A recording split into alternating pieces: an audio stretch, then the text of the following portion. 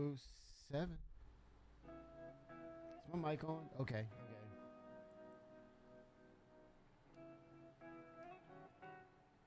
Um, there's game sound. All right. Am I hearing? Hello, hello, hello, hello. Okay. Let's see. The attack. Okay, how's the attack? Okay. Hello, hello, hello. Bring the threshold down. Okay. All right. In my solo today, going to actually decorate my hangar. I need to kind of get it into the mode of hey, I live here. So I'm gonna deck it up with some atlases. Get everything laid out. Let's see, atlas. Why is that not livery empty? Oh, it's in use by something else. Hold on. Atlas 2 probably has it. Okay, in use. All right. Okay, I will call that Atlas 2 up. And so like for a cargo and everything, I can just lay everything available for me. And then the other one, let's take a look. See.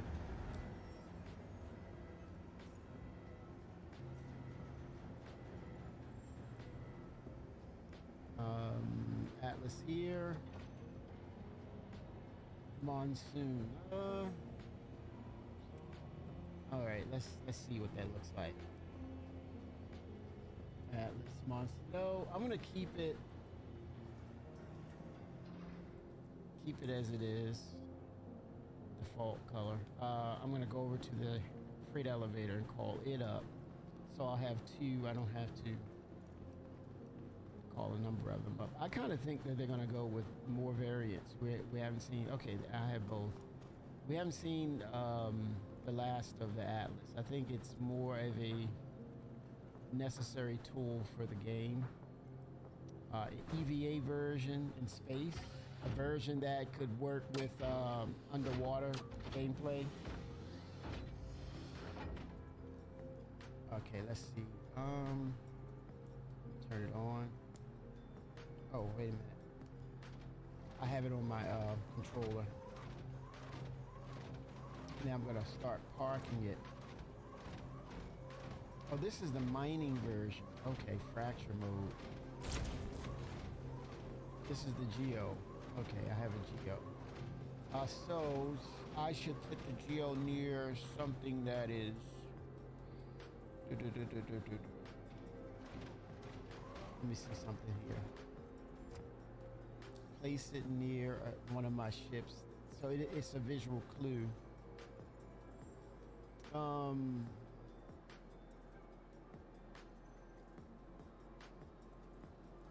Corsair.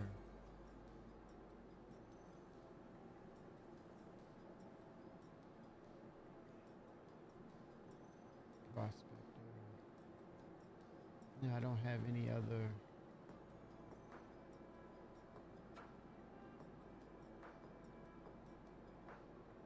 Oh, wait a minute.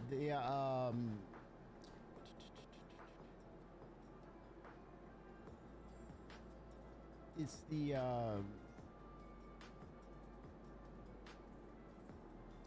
what is that? the vehicle, the mining vehicle.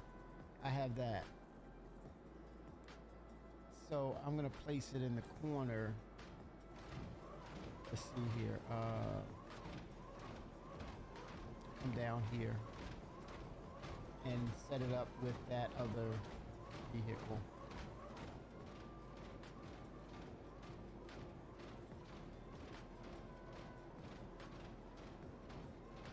Okay.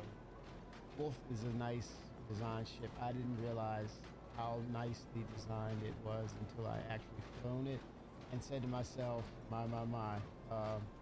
Thought we didn't need another ship, but here we are. admiring the wolf. But definitely, I see their strength in coordinated attacks as a squadron, 6 or more. Okay, I'm going to set the geo here. The mining, and then I'm going to leave that there. That looks nice right there because it has the lighting right there. The lighting is there for it. And then I'm going to set the let's see, I'm going to bring this one closer to the freight elevator.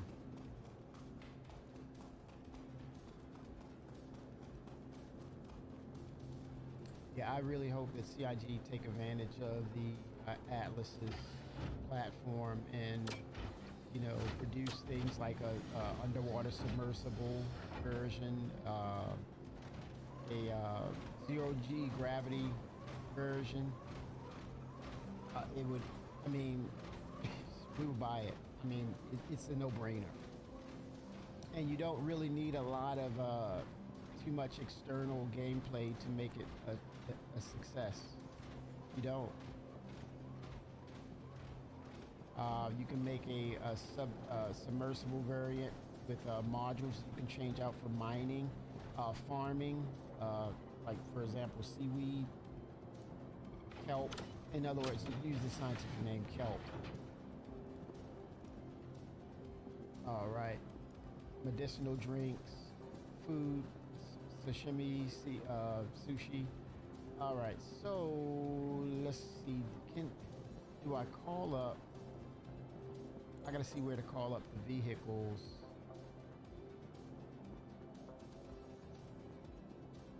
Vehicles. Okay, it's probably downstairs. It's the but then again, will it work with? Do I bring it into the hangar? I need to call it up here. Let me see. Let me go to the or store it in another ship, and then yeah, I might have to do just that. I'll have to check that. They have to integrate all of this to make it work, to make it make sense. Because right now it's a little bit of all over the place. Let's see. I don't see the.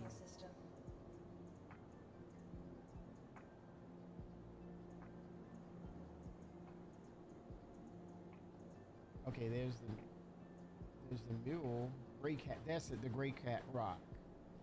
Gray Cat Rock. Let's do this. Okay, this works. Your vehicle has been delivered to the following location. All right. Afterwards, I think I'm gonna do salvage. Take advantage of the free flight.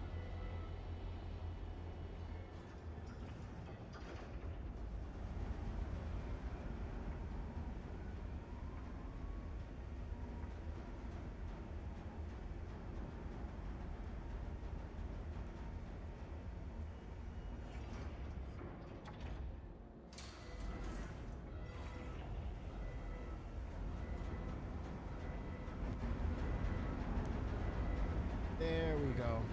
In stereo. Gray Cat, and then I'm gonna park my Nursa. I need some socks, man. I don't have any socks.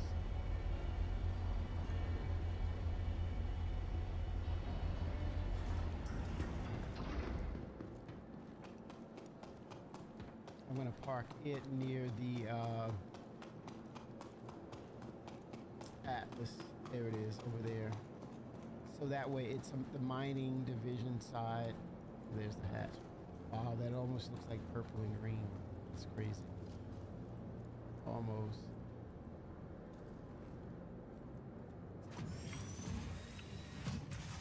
Okay, Argo, man. Argo is quietly becoming the darling in the verse.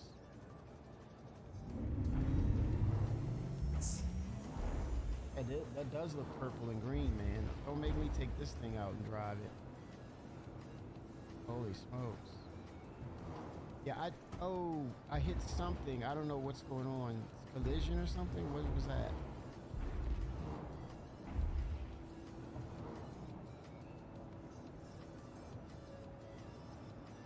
Let me spin it around.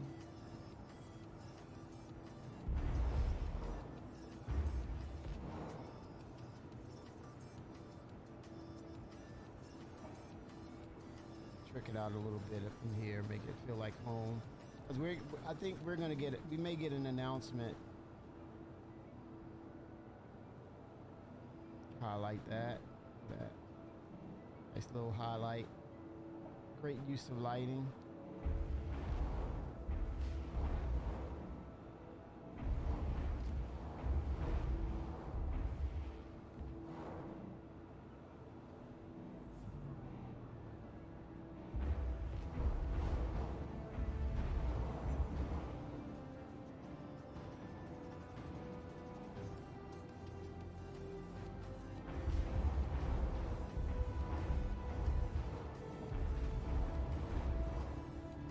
Nice.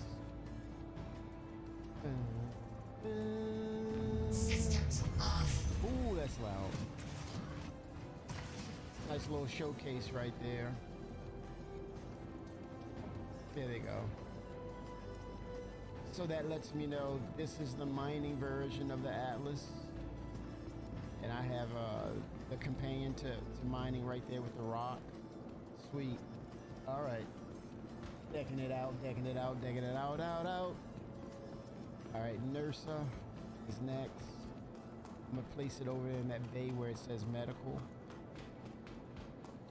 I'm sure this is giving CIG not ideas, but saying, yep, this is how we probably want to align our hangars. Useful compartments and areas for storage. Especially for vehicles and companions to those vehicles. Welcome to the ASOP vehicle retrieval system. All right, nurse. Is it RSI?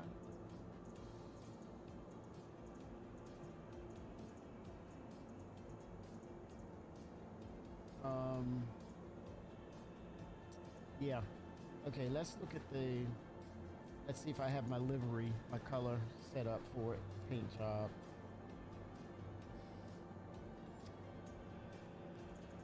Please visit us again. Goodbye. Vehicles. RSI. Oh, I have to call it up first. It's locked.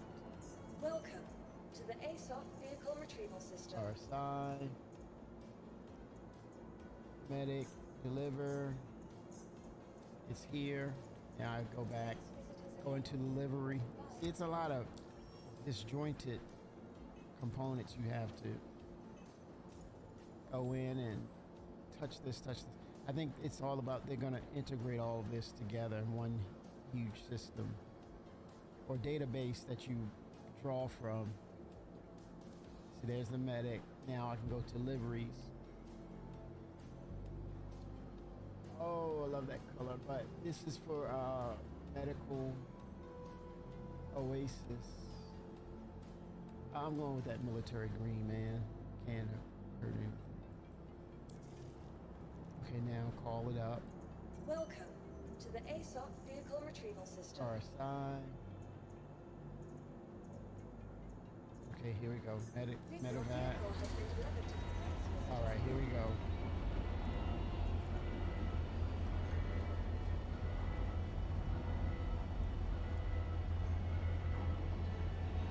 I gotta see what the wolf is in bounty hunting. Sure.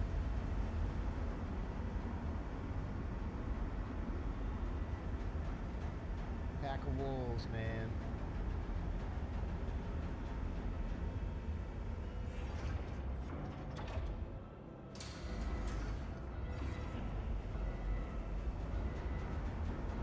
So the NERSA is gonna go right there.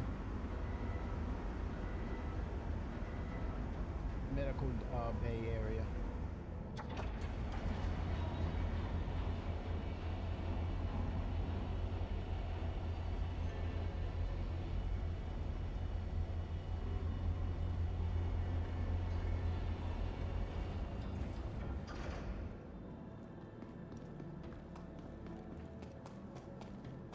All right.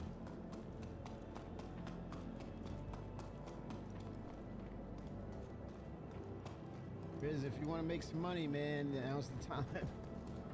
Get the reclaimer.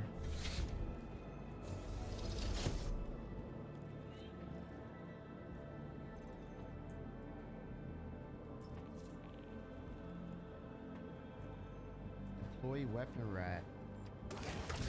Oh, nice. Okay, okay then. Open storage. All right, let's just get it. All right.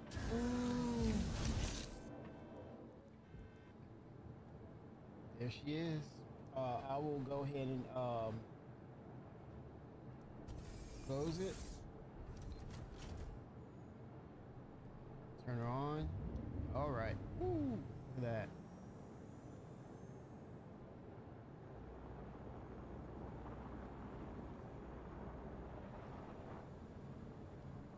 Oh, I gotta check my. I'm looking at my key bindings, and I'm using acceleration or turbo. Let's see. Vehicle. This is a great opportunity to make sure that the vehicle has the key bindings on them.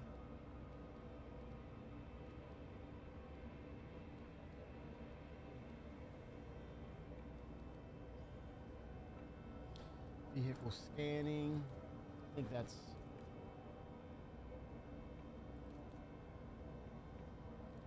Oh, that's gamepad. No. Okay, there we go. Vehicle scanning. Yep, it's the same. You're just checking there. That's good. I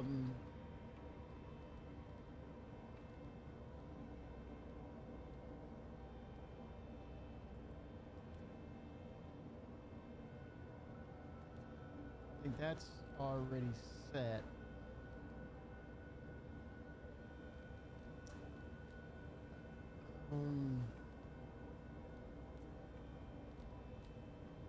That's set.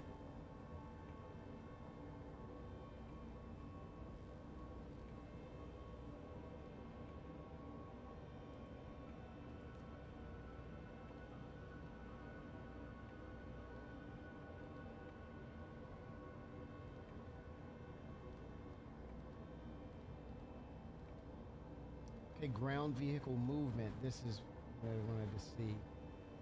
I have that set. Yeah, left and right. Okay, this is what I wanted to see. Brake. I think it's set. Yeah, okay, that's different. Brake and boost is right here. Okay, that is a little different. That's what I wanted to see.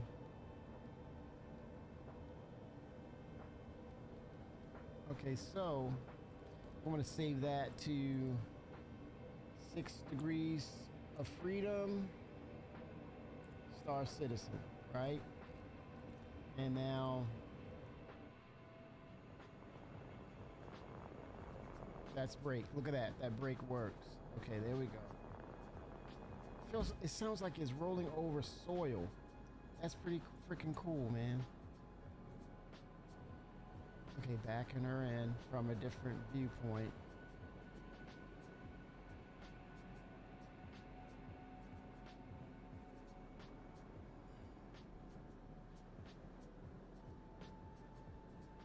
Just enough to showcase her right there. And then people can just get to the elevator immediately, right? Let me back up. I think this is flat.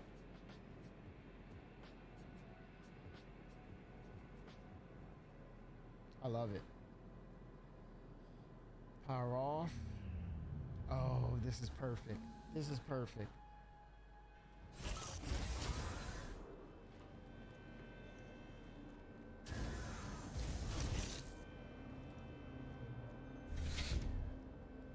Look at that. Isn't that beautiful, man?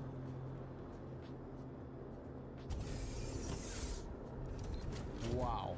Perfect. Perfect. Oh, I love it, man. Freaking love it. Okay, and then the cargo for the crates.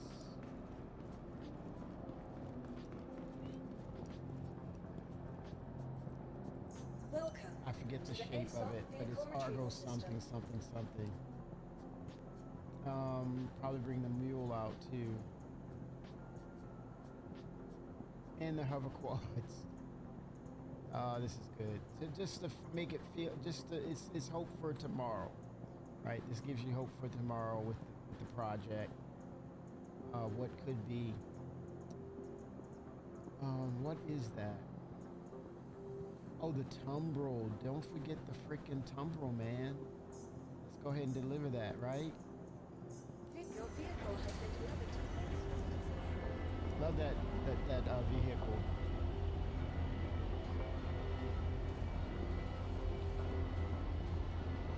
It's those Halo vibes, right?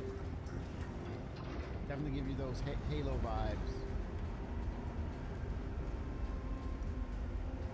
So where do I set that one? Maybe over here.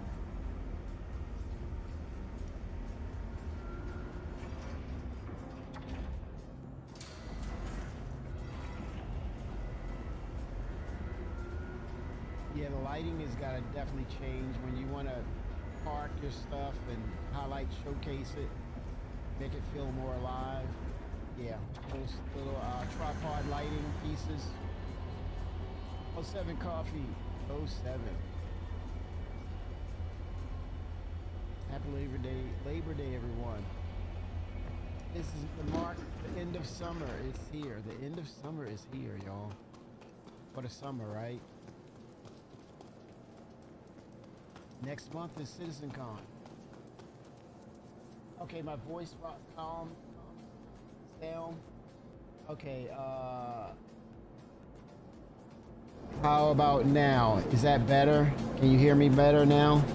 How's that? I hope that adjusted it. Oh, nice. Thanks. Nice. So that was the right button. Oh, yeah, this is it right here. This is the one. 07 Coffee. Perk 8. Thank you guys. Thank you.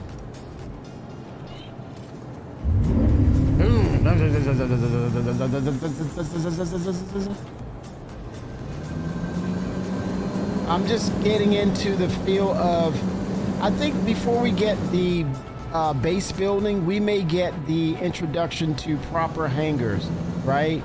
And that might be something showcased at CitizenCon. Don't quote me on that, but fingers crossed, right?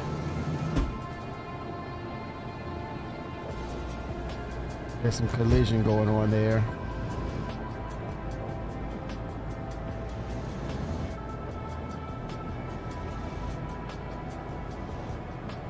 Yeah, showcase that, man. Those lighting pieces, areas of lighting, right there.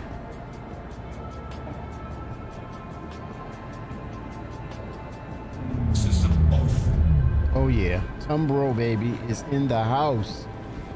This is wonderful. Look at that. She ready to go.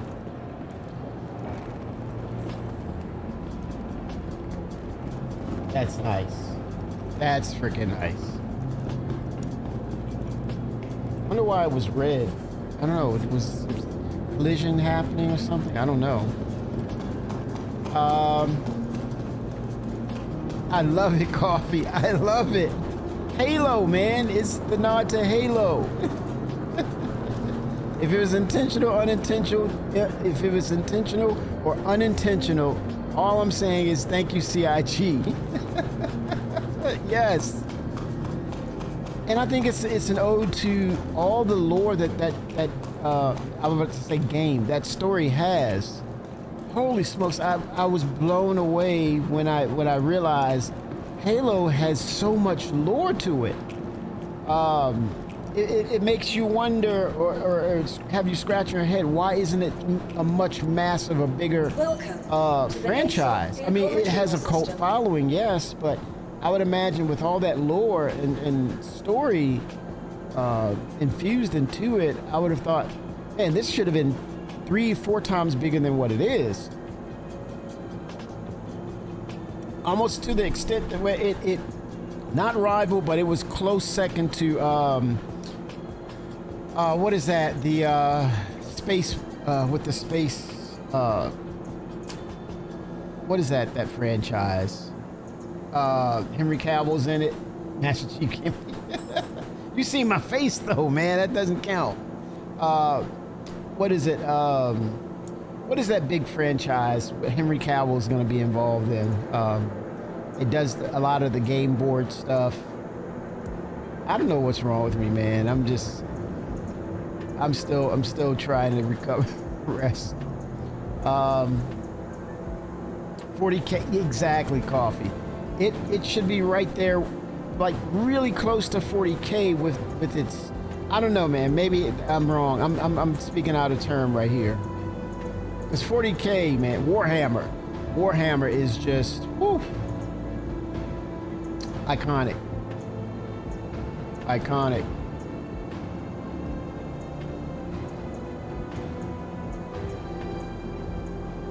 Okay, this is the one I'm thinking. Which one is it?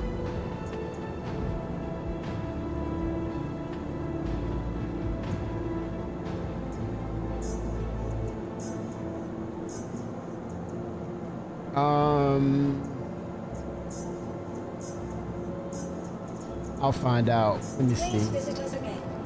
Goodbye. Yeah, Warhammer is incredible. I mean, just the lore of it. Okay, so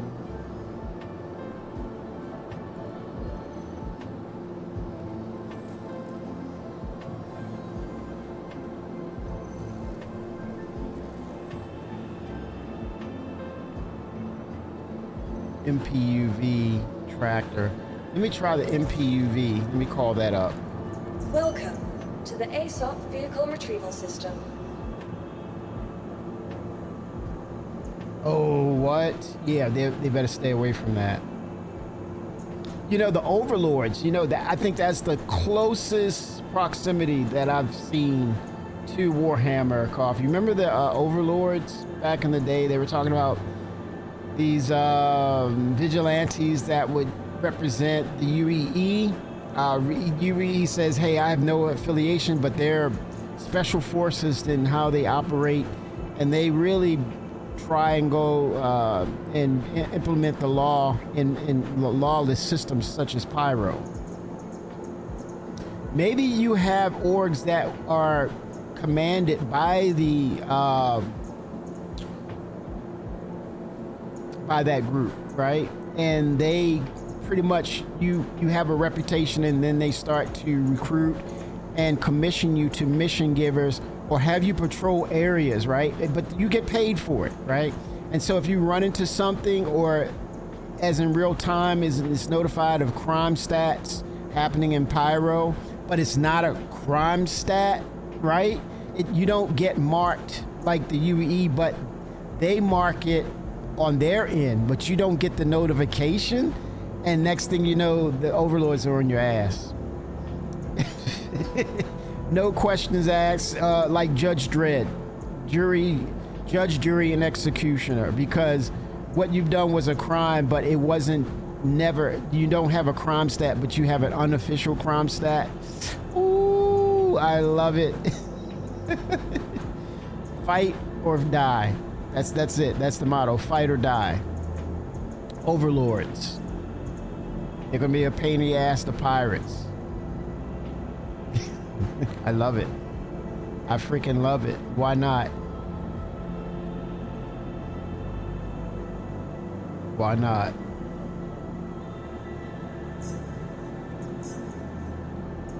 Raytheon. Aloha. Nice. Oh wow. Very nice. Goodbye. Aloha. Okay, let's see. Is that Argo? Okay, let's see what that looks like. I don't know which one it is. Let's try the tractor. The shapes. Okay, I see that shape. That's what I want. That's what I want. Okay, Storm Gray. Save changes. Then the cargo version. Liveries. I'll do a Firebrand. All right, so let's start to call them up. Welcome to the ASOP vehicle retrieval There system. go that Argo.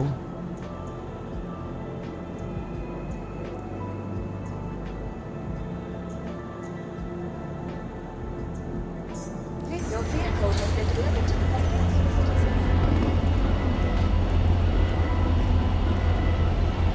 All right.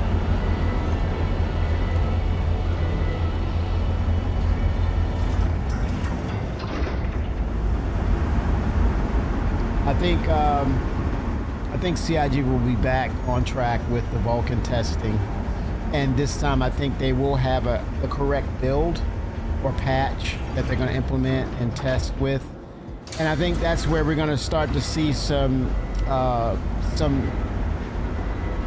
gains in how Vulcan will help optimize the game and help take off load from between the GPU and CPU. One isn't bound. We're gonna see balances, but they're gonna push it as well to see what it can do. And all I believe is it's setting it up perfectly for possibly Planetary Tech 5. Not to say it's in regards to when will it be released, but more in lines of it's compliant and it did the prerequisite that will allow Planetary Tech to happen, right? Planetary Tech 5 to be exact. I think it's this coordinated attack in making the game better.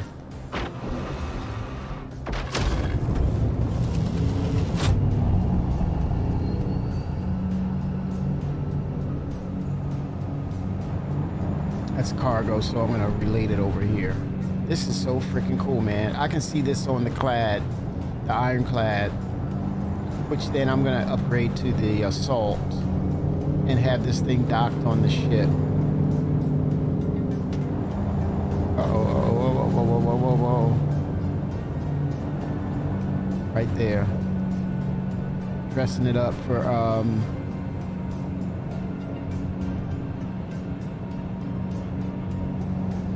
look at that, perfect. Look at that. Nice. So the red represents the UI within the ship. Systems off. There's nothing like Star Citizen, man. Just these ship designs and nothing like it. I'm tricking it out, man.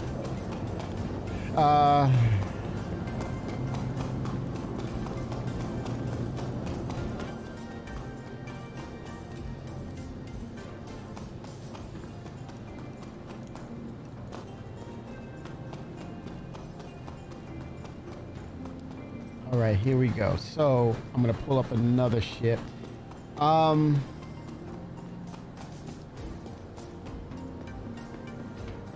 Noxes are nice. I wonder if I have a couch and other things in this. Welcome I'm gonna check my to the ASOP inventory. vehicle retrieval system. Then the mule. Drake mule. Let me deliver one, and I'm gonna check delivery for it. In other words, let's see, Argo.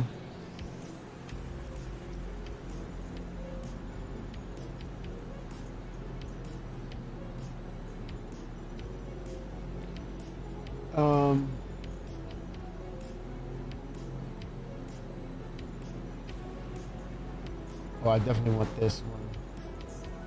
CSV.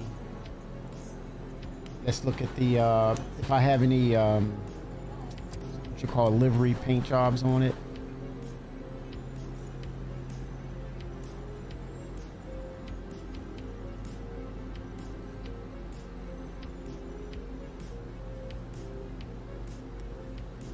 CSV. I think there's going to be a companion to this for the base building materials, right? Gray Cat.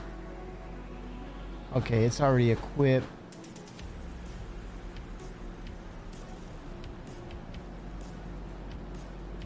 Welcome to the ASOP vehicle retrieval system.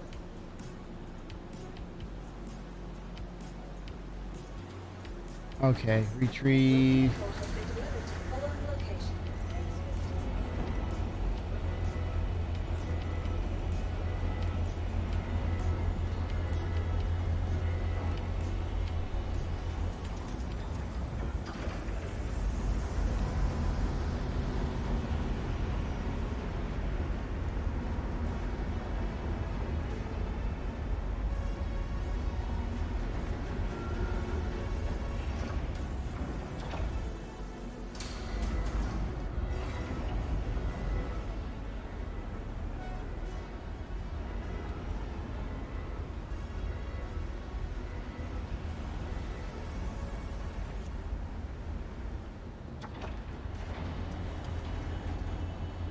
Took a minute, didn't it?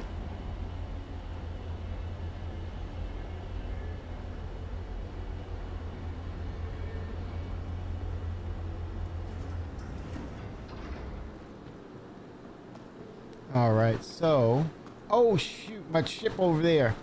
Oh crap! Look at that! Look at that! It's gonna blow up! It's gonna blow up, man! I had it too close. Ooh, that's not good. Look at that! Ooh, that is not good. Oh gosh, there's gonna be the other version to this. Poor ship. Okay, weapon rack. I think it's done. Yep. Destroyed. It was a nice place, but it wasn't in the right place. Into driver's seat. I believe this might be the second time ever getting into this. There's gonna be the BSD, build supply deployment. I guess that's the name of it.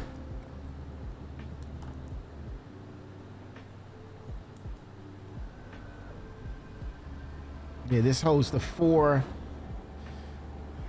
boxes for your small base building, right?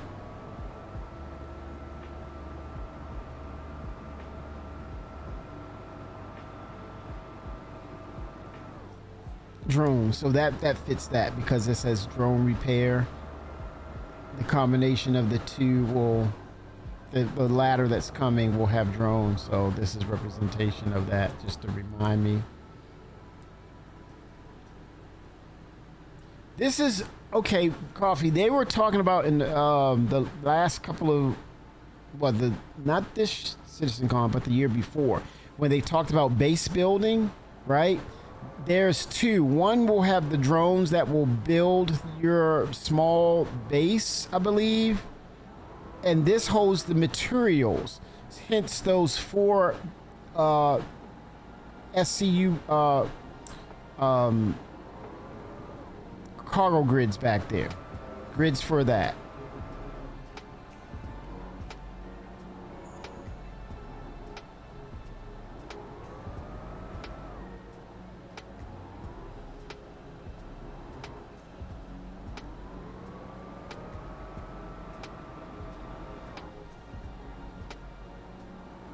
Yeah, so it's going to be a pair. It's not the mule. This is not the mule.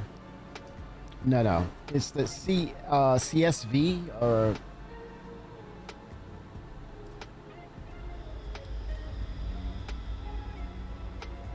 Yeah. This will...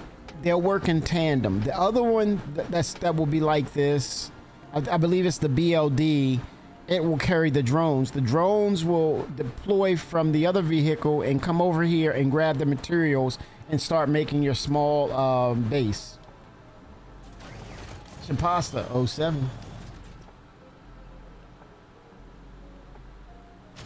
And that, yeah, it's a two companion set. This is for the materials you load on.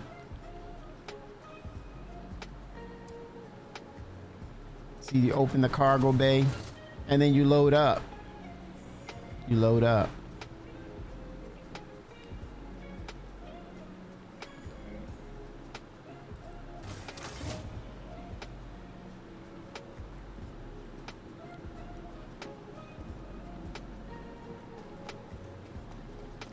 Oh, let's see if I have a couch.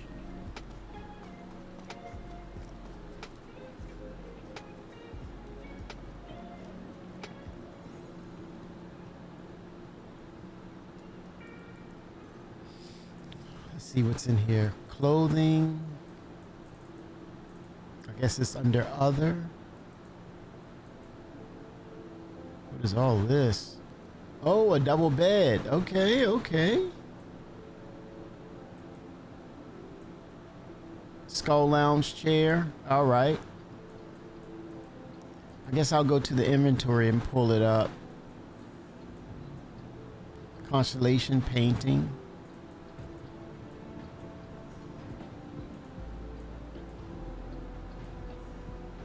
Fish tank. Interesting. Jukebox.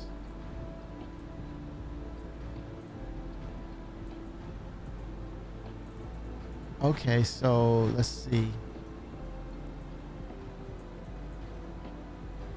Guess I'll go to the freight elevator and pull it up.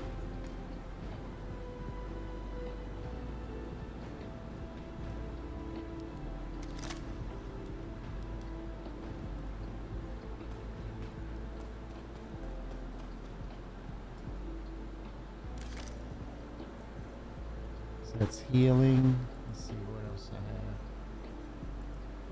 have. Ammo, attachments. Doesn't look like I have anything in my backpack.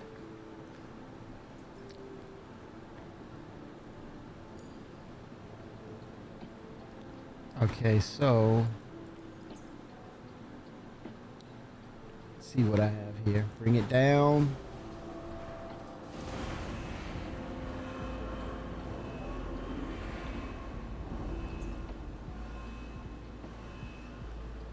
And let's see here.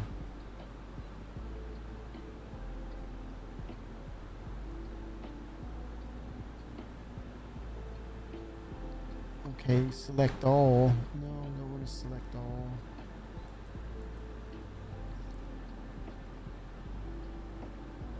Missions.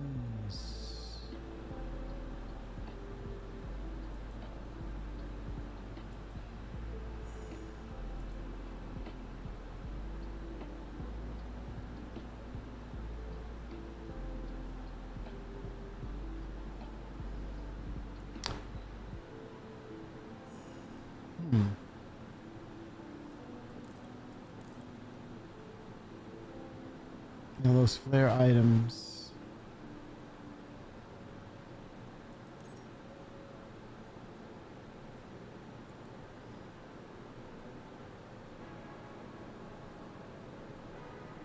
Flare. Guess it's categorized as flare. No.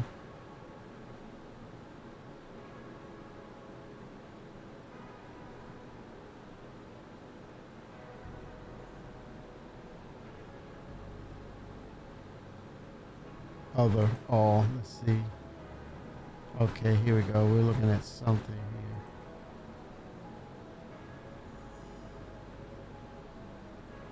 here. Yeah, we're getting down to, there's the jukebox.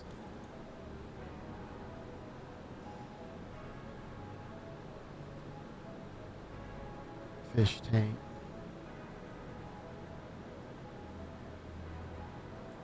Okay, lounge chair. You can use that. Double bed, move that. Let's try painting. That's it, not a lot of stuff.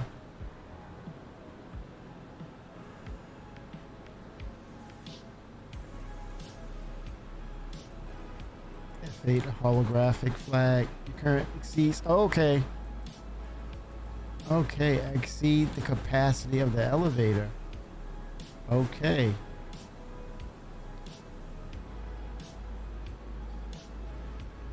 All right. Bring it up. Yeah, they did say that they're all full on with CitizenCon and of course Squadron 42 Shimposter. Yep. There's going to be nothing yet in that regard because they're moving forward, man. They're trying to get all this stuff organized and Yeah. Well, hopefully that means it's going to be a really good 2 hours of content, and they're not going to really, you know, if they can give just 10 minutes of just those features, I think that'll be a good thing. Good, strong content, 10 minutes. I think that could really work well. That could work really well.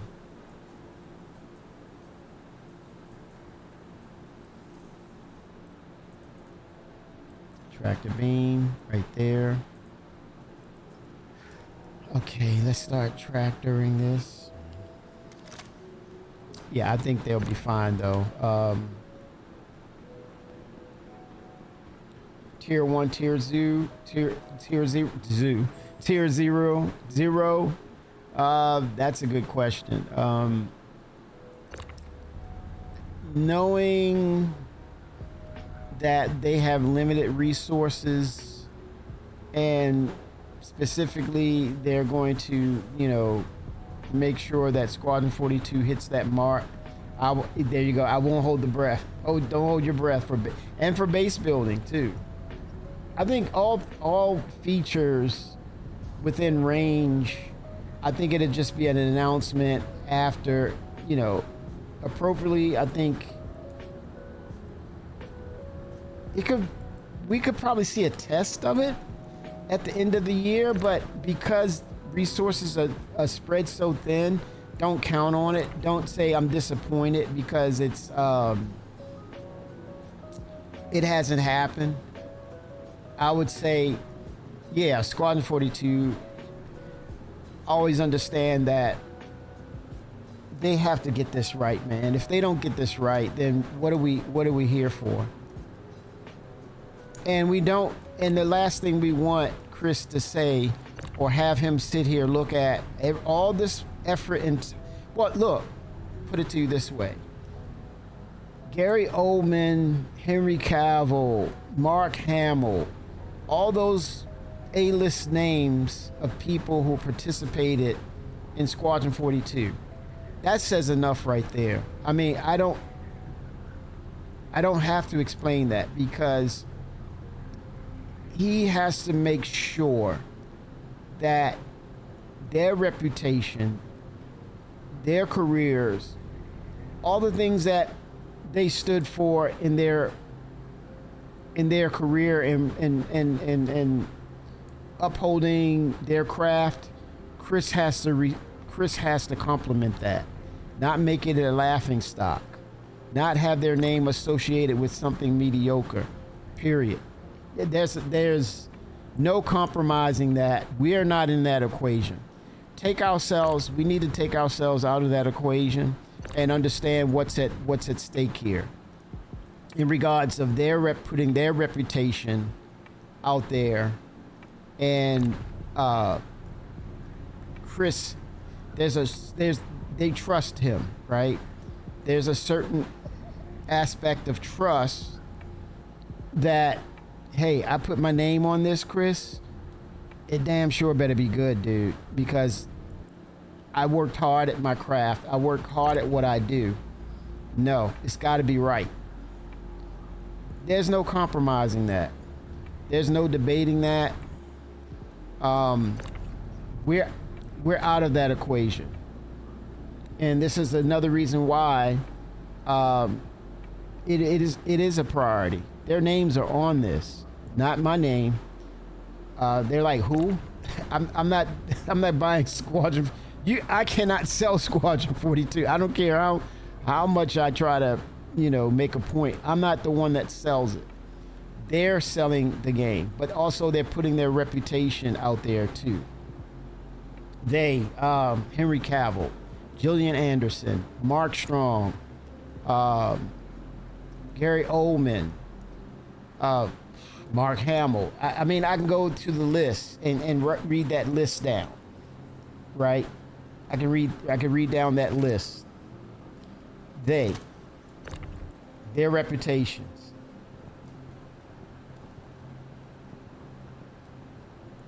Oh yeah, there will be, but that's called gaslighting, Coffee, because then they really got to bring up something valid, not petty. It's got to be valid and not petty. Because then it'll be called out, or it'll be overlooked like, what is this? What is he talking about? You know, what is she talking about? It's got to be valid. But, you know, they get to hide behind a computer and just say what they want to say. Right? But it's got to be valid. If it's not valid, I'm not even, doesn't matter. But I don't know. We just see if it's there. If it's not there, it's like, well, it's just as Coffee said. There's no base building. He was right. Or wait a minute, they put in some overtime here and really got this thing dialed in. It's just, if we see it, great. If we don't fret. Why can't I move this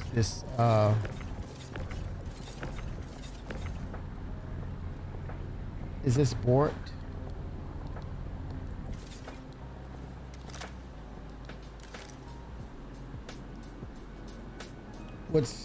What's finding the holes, Impasta? What is the finding the holes?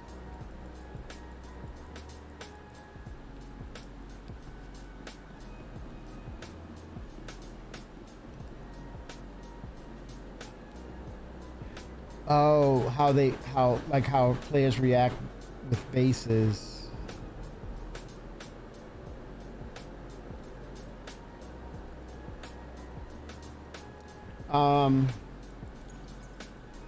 I think, do you put base building on to the current system that we have, or do you really need the inbound or the needed structural changes so that it supports base building much better? I think that's that concept of the cart is pulling the horse. That's one of those things I'm like, I don't know. It makes you wonder. You want to be careful about, where's the poster?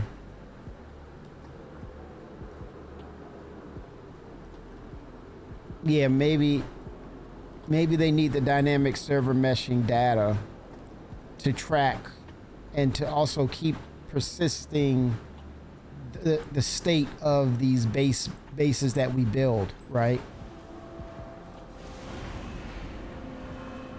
Yeah, you know, place them in the same area. What is that? Does that create desync? And I think right now desync is a problem.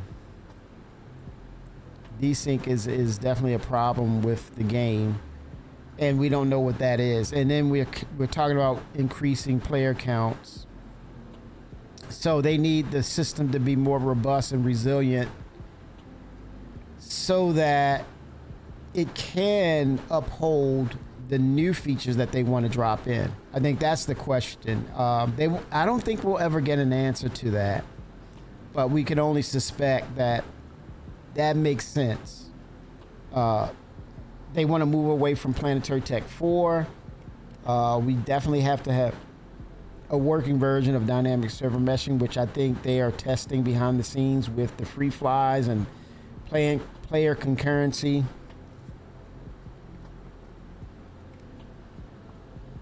That's speculation, right? Your statement is definitely speculation. That's to say, in the same breath, I can say, if they have the bases and they have, yeah, I mean, which is fair. It's fair. It's at the same time saying, I'm 100% speculating by saying, once they have all the systems in place or the updates to the game engine in place, then this will allow them to effectively add in base building, and it will consistently work, right, to the concept of what they've laid in, right? That's speculation, because as we know, we get updates and patches and hot fixes constantly due to the fact that things aren't working right or things that needs to be adjusted. But because of base building, what it means, and it's a brand new architecture, that's one of those things we have to look out for and keep our eye on and be ready and willing to do the preview tech or the tech preview test so that we know it works. So that we know it works.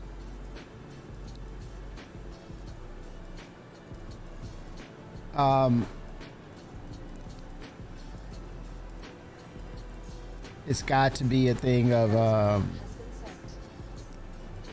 very aggressive and robust testing. But right now, it's probably on the back burner due to where we see Squadron 42, right? It may have to wait. It may have to wait. But I think our CitizenCon this year is going to tell us how close we are. If you see some inkling or you see the conversation, you'll know where the needle is. Is it closer to being a release, or will it be announced as releasing at a certain date? I think it's not just what new features are all about. It's probably, I think, put it this way, the things that they reveal are that we deem important. The things they don't talk about are just as important, right? Because if there's no updates to certain things that we're looking for, and it passes by CitizenCon without even a mention, then you say to yourself, okay, it's just as what they said. Squadron 42 has really has emerged as the priority, right? Meaning Chris is saying, I absolutely must get Squadron 42 to the finish line. I will burn this house down to get freaking Squadron 42 out the door. If anything else I do, it's going to get that out the door. And I can't, I mean, it's hard to disagree with him. It's hard to disagree with him because if you understand the history, then you are in the know. If you say otherwise, I would have to question, do you know the history of what happened in order for us to get here right now? There had to been a catalyst for what you're seeing now. And with that said, the catalyst is and will always be Squadron 42 because it's history. It's history. And there's no looking past it. Unless you're not informed, then it's easy to say, no, man, it's not important because of this, whatever the reason. It's unless you say, yeah, I saw the history, I know what that is, and I'm like, then you're not you, Shimpasa, but the person is ignoring that. It's like saying it's not important to me to the extent that I know, I've seen the history, I just don't care. And it doesn't matter how you feel and you feel a certain way. Not you, but it's just, it doesn't matter in that sense because it's what has to happen according to, well, it's CIG. This is CIG and they're going to operate. CIG is going to do what they need to do. It's just that simple. And it's nothing that we can say or do to sway Chris from not bringing out Squadron 42 out the door, getting it out the door first. There's nothing. There's nothing that's going to sway him from getting that product out the door. And there's quite a few of us that says he's doing right. So it's going to happen.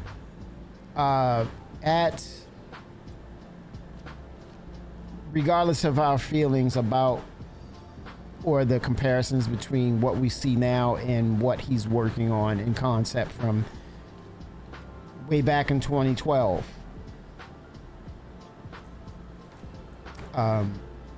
it's going to happen.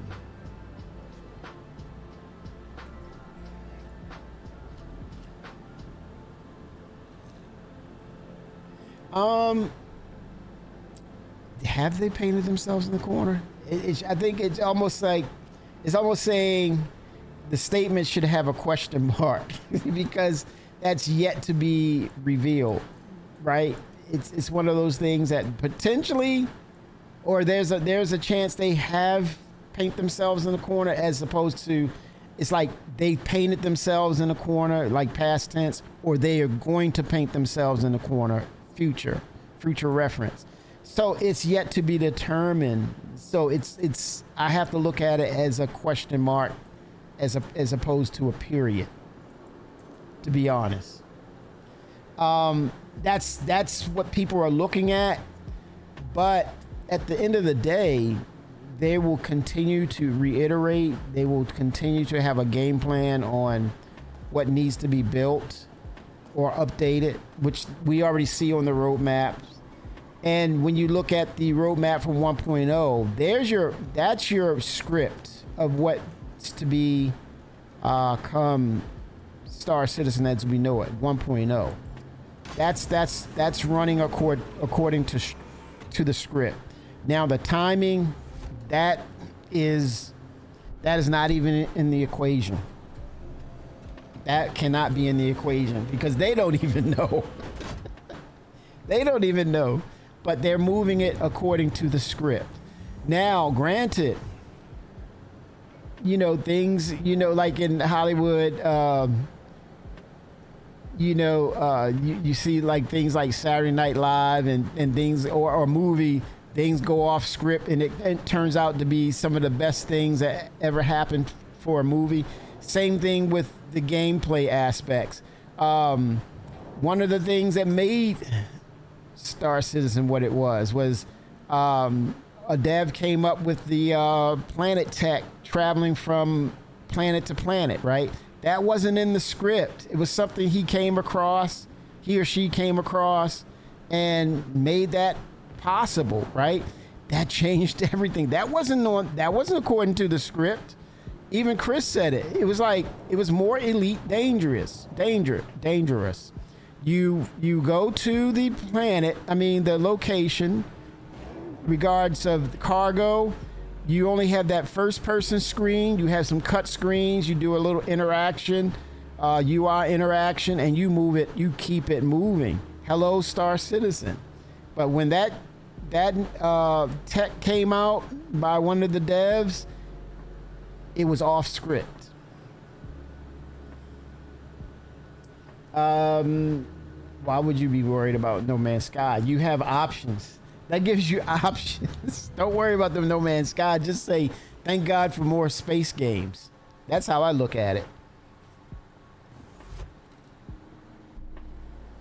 But there's a word for that too, Shimpasa. That's called healthy competition. If you have any doubts that if CIG needs to get off the stick, then No Man's Sky is saying they can sit back and bask in their own laurels if they want to. They can sit back and Chris, as he is notoriously known to look at other potential, I wouldn't say rivals, but other genres of video games out of respect of the craft, because he's a craftsman. You don't think he's looking at No Man's Sky and says, what the hell? When did they come up with this? Hold on. Where did they get that from? All these things are running in his mind. And he's like, I got to talk to my leads. They are coming up with multi-cruise ships and we are just scratching the surface and we don't have engineering out. Hold the presses. Okay, what's going on here? He's going to start investigating and saying, okay, how far are we from this? How can we fast track this? How can we get it in the hands of Evocati and testers? Okay, I need some timelines here. You don't think that's going on in Chris's mind? Holy smokes, man. That's his job, but that's his job to do that. He can do that, not at his leisure, but that's him ensuring that Star Citizen stays ahead of the curve. But it's not a thing that it's scary, it's healthy competition. Um, yeah, I mean, it better be dense with updates. I think 2 hours is enough.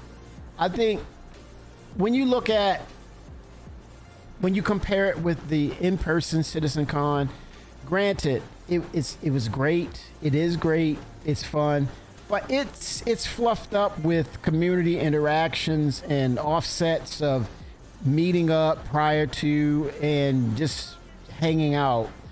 And you have props, you have physical props of things just to draw your eye to it. But when you strip it back and you look at it at its essence, it's not going to be that much difference. Truly, it's not going to be that much difference because they still have within their wheelhouse of talking about concepts, talking about things that are just about done. They have it.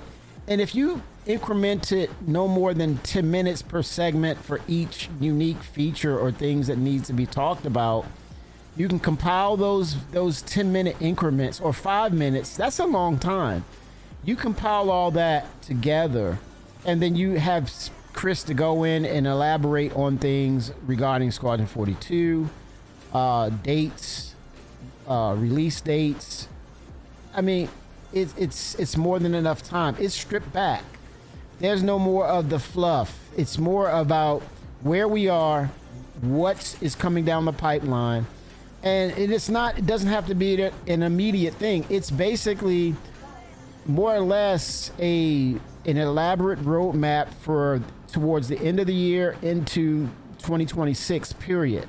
And so with 2 hours and it literally being a roadmap that will feature video and content of new gameplay features or existing ones that are close to completion. I mean, it's basically CitizenCon raw.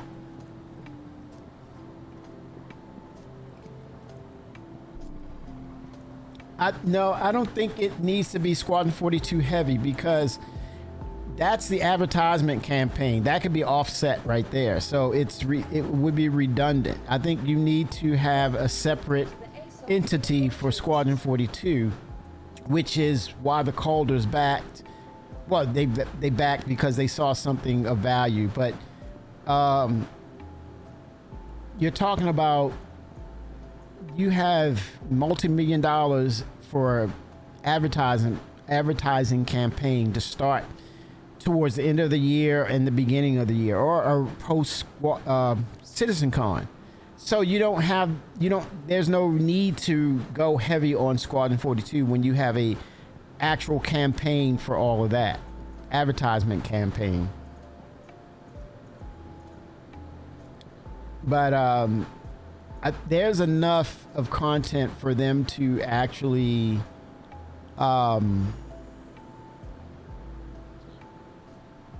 give us an update on. There's medical, there's the update to Maelstrom system, there's updates to the interiors, there's updates to Planetary Tech 5, there's updates to the actual building and gathering of material for your bases, there's updates for all things that are ships, there's updates for the new systems that they're working on, updates to Castra, updates to Nyx, updates to Terra, updates to brand new ships, concept ships, updates to crafting, right? So updates to bounty hunting. It's so many things or directions that they can go. They'll fill in those segments with no problem. I think it's a good opportunity for them. If you look at it, they have a great opportunity to put some minds at ease, but at the same time, show that the road is towards 1.0. Updates to dynamic server meshing, which they can announce that at the end of the year we're going to get a tech preview. That alleviates a lot. That alleviates a hell of a lot. People will look at it and say, well, damn, dude, You mean to tell me we're gonna have a tech preview on Dynamic, probably as well as Nyx? Maybe, maybe not.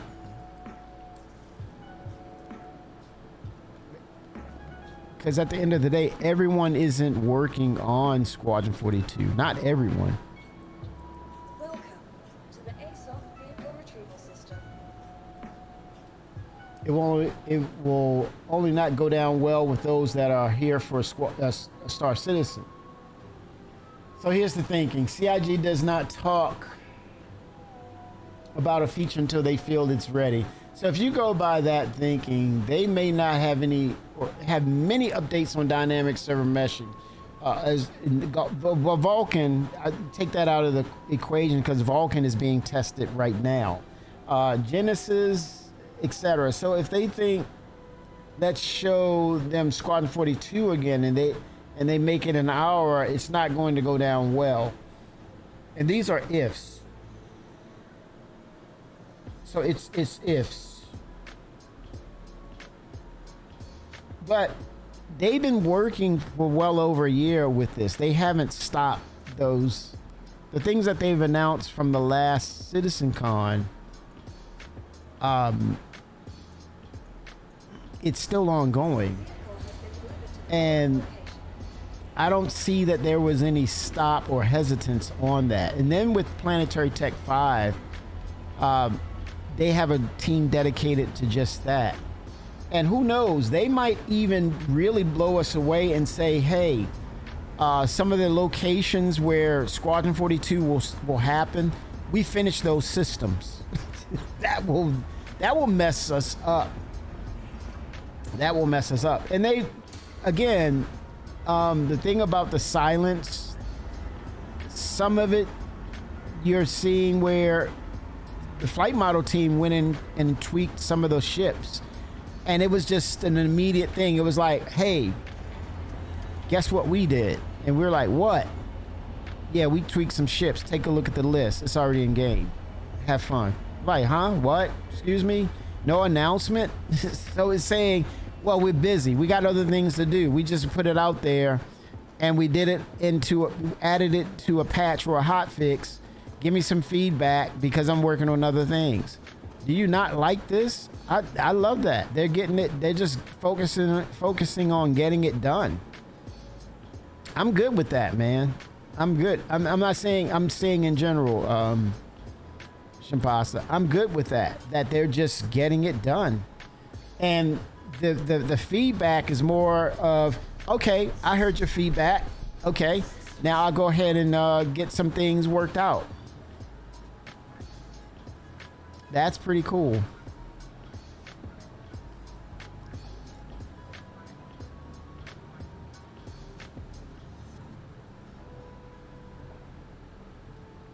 I'm digging that.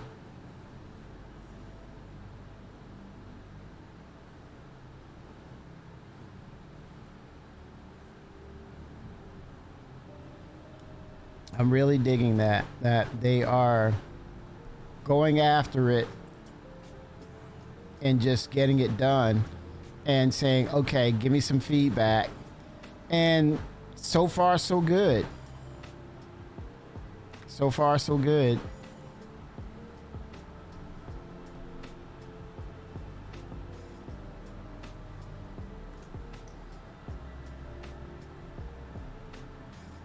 This thing is speedy.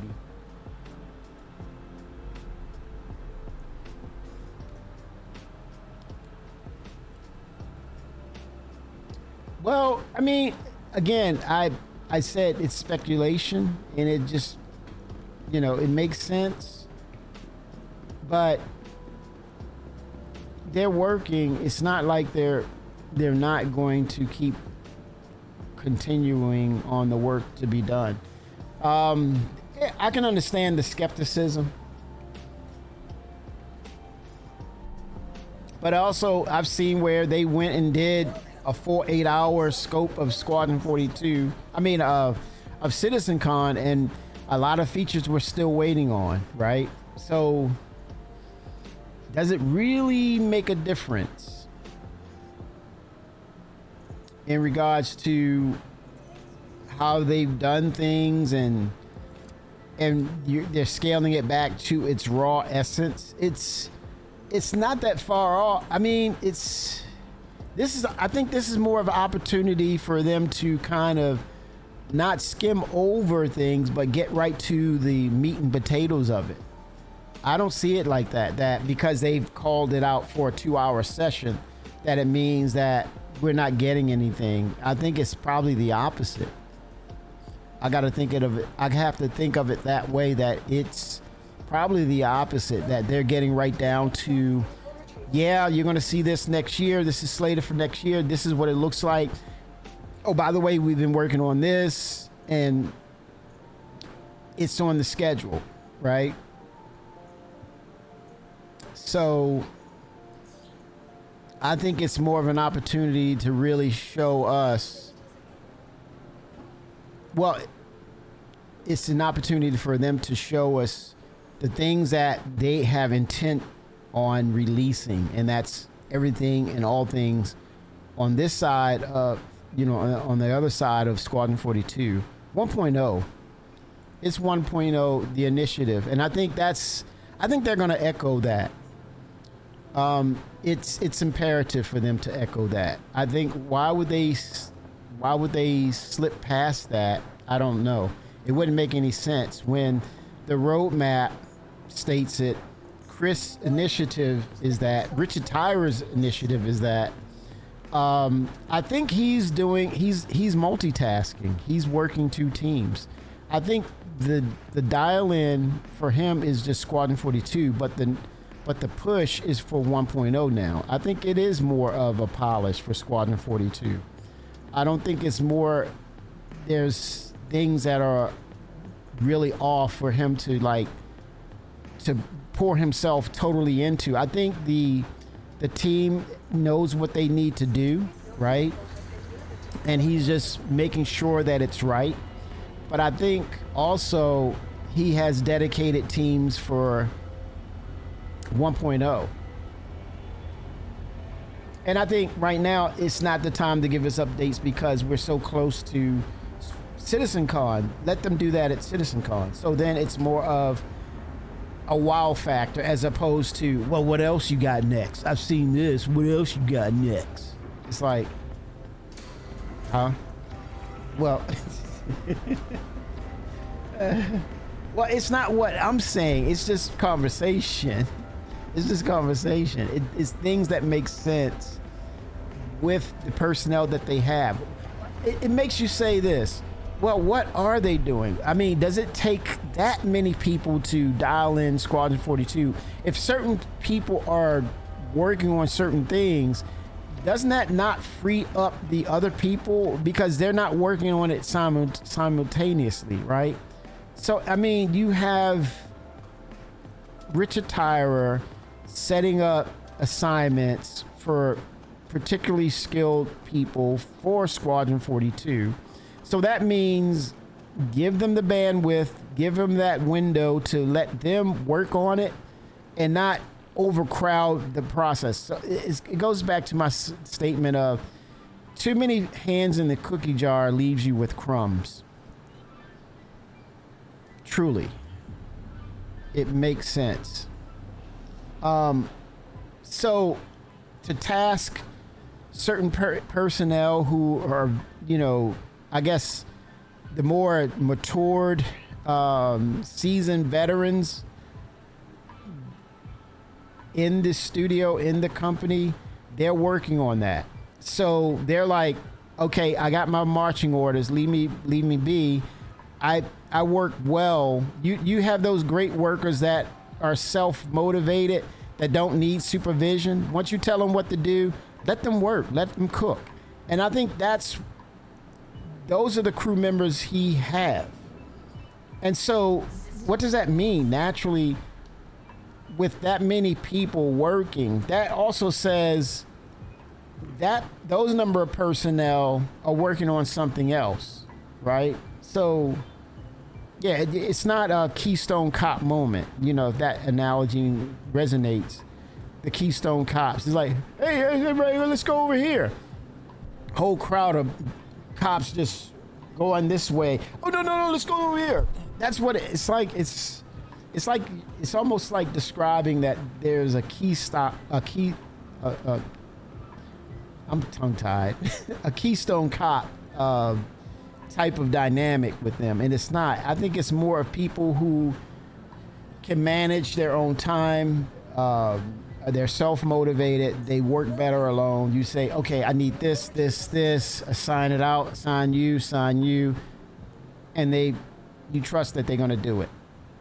And then the other people are saying, hey, what else do I work on? Oh, you're over here on Planetary Tech 5, da.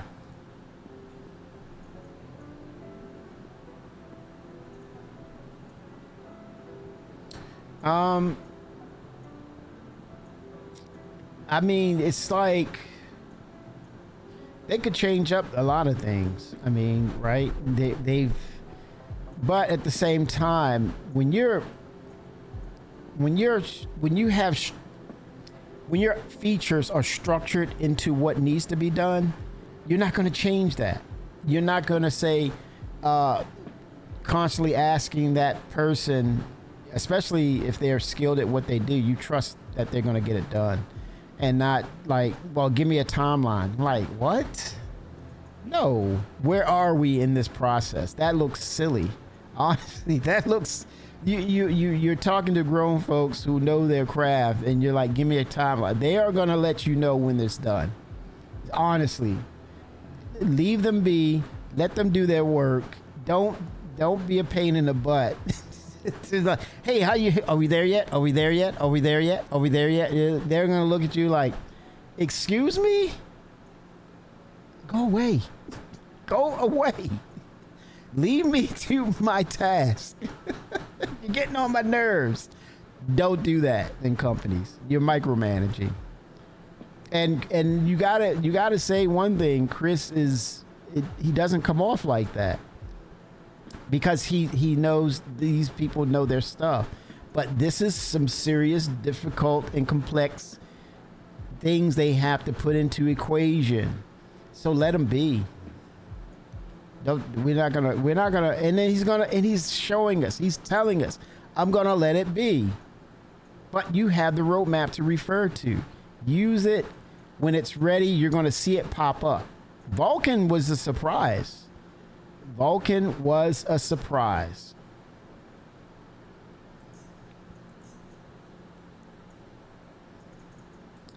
Yeah, they let us know when it's ready. But they're not going to let us know what they're doing at the moment. And they've shown us that. When it's ready, or close to ready, when they're ready to talk about it, yep, that's what they do. I've gotten to the point, I've gotten myself accustomed to that. And I play what's playable. Because it's almost like you want this feature, then you get it. And now you're like, okay, I'm somewhere else now. I'm like, what's the next thing? Right? As opposed to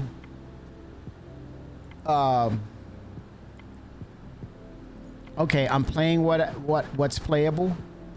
Oh, that's pleasant. That came up. That's different. That's new. I'll play that now. Vehicle retrieval system. As opposed to always asking them, when is this? When is this? And then it comes out, well, I'm not too happy with that. That potential is there too. So I've gotten to the point where I kind of keep up with what's going on. Continue to play what's playable, and anything new, it's like, oh, okay, this is cool, this is new, or that's not what I thought that would be. I thought this would be a little different, but okay. And they'll do tweaks. But I think we're going to see the inventory system.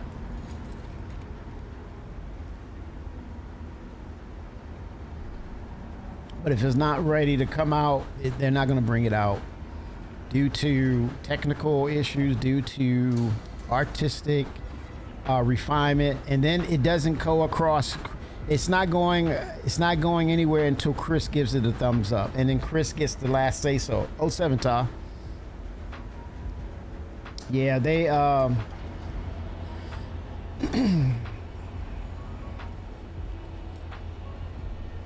I think looking at their structure, that's where the project managers come in.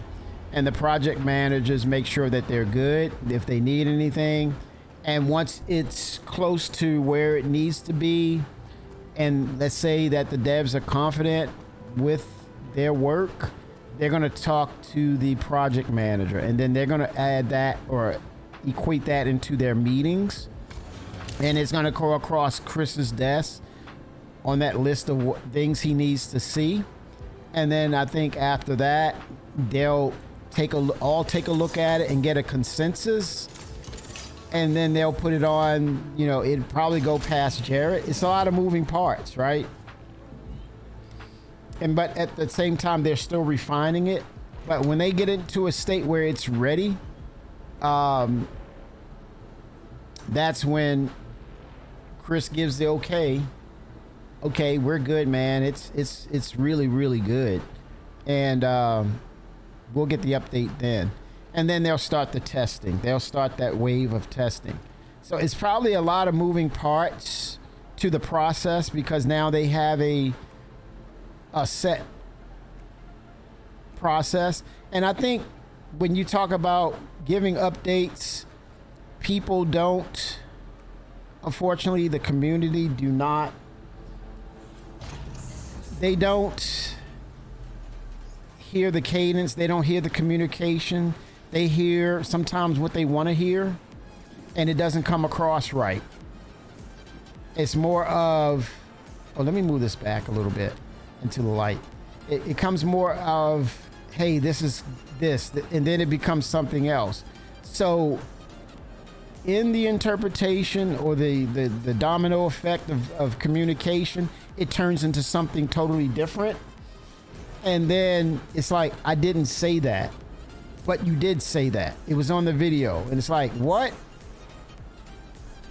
Yep. So they got to make sure I's are dotted, T's are crossed. And literally, once it goes across Chris Roberts' desk, then it's really coming out. And that's why communication with us can get so misconstrued. Seriously, it gets bad. And they're not going to... Oh, shit. Oh! Okay.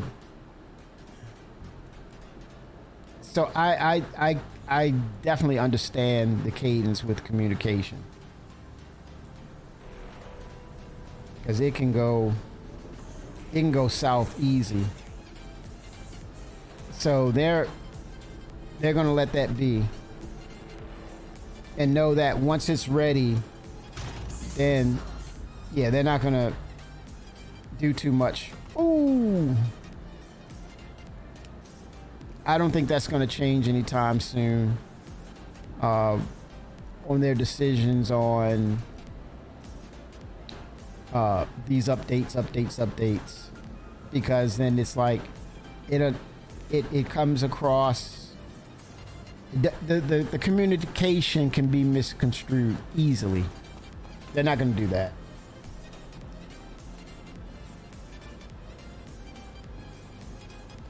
I think with the freight elevators, which I just realized I had so much going on. Chad McKinney is no longer with CIG. He was, and all they called him was I knew him as Dr. Chad McKinney. He was known as the elevator guy, so it didn't resonate. The elevator guy's not here, but I was hearing it in ways of them saying he's no longer there, but it did not convey over to me, right? Because I only know him as Dr. Chad McKinney. But once that happened, it almost had the Manu Merchantman effect. He was strictly working on it. But the good news to that is Benoit himself has has tasked himself to actually go in with. It's not just the elevator. It's more than that. It's not just freight elevators. It's the. They call it the transit system. It's the entirety of the transit system itself. This is why you're seeing iterative updates to it. It's not a wholesale freight elevator. No, it's not. It's so much more. And again, there's my prime example of the communication, and there is a domino effect that it ripples out and it changes, and it totally can get way off course. But yeah, it's the transit system. It's not just freight elevators. The draw call, what is it, the instancing, and they have to scale it up. There was even conversation of them changing these points of interest where you land the ships. One of the guys, Ian, I think I want to call his name, but he's one of the directors, and that's another guy he's a heavy hitter within the process. He talked about. I can go back to the video where he was. They're changing the landing zones for the imminent scaling up due to dynamic server meshing and the calls that's going to come from how many people are instancing these hangars and such. So it's more far-reaching, and they've said this themselves, which I totally believe it. Because one point we were at 50, we went to 100, 200. Now we're sitting at 600, and I think that we're about to expand up again. I think the sweet spot for them in regards to 1.0, I think it has to be 1,000 per server. I think that is the narrative, to get at least 1,000.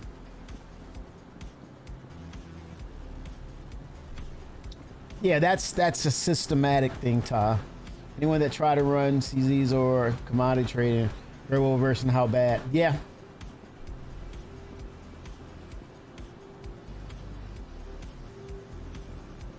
Well, that's an iterative update. I think it's just consider it like a hot fix.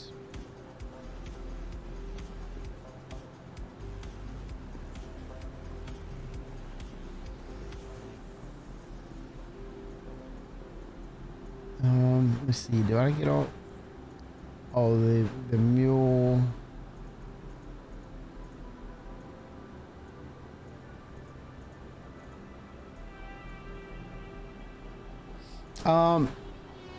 Well, think about it.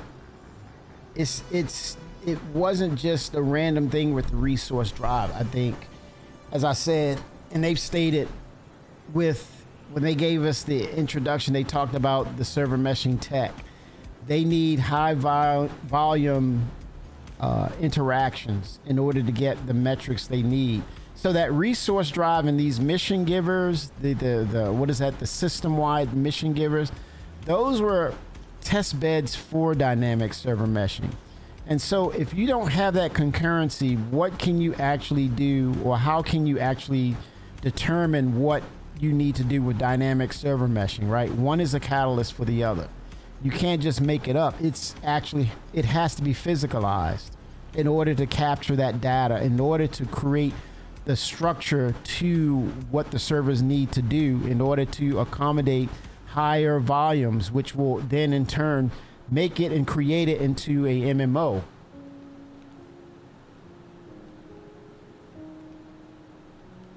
Correct. That's cause and effect. You have to have that in order to create the parameters for your engine, Ty. That's you need to have that. You need to have those failures, because if it worked, then you're saying, hey, we're ready to go to dynamic. Because it failed, it says we're not ready. Now we need to build up the infrastructure.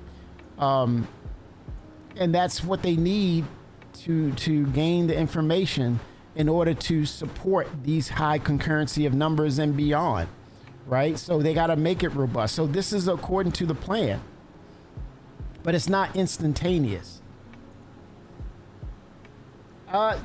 They has to acknowledge the community when we let we tell them that it's broken. They're probably working in the. They can be. Is it okay for them to work in the background? They get those concurrencies, and they're working with a number of people for the network, the physicalized network, the database, the database itself.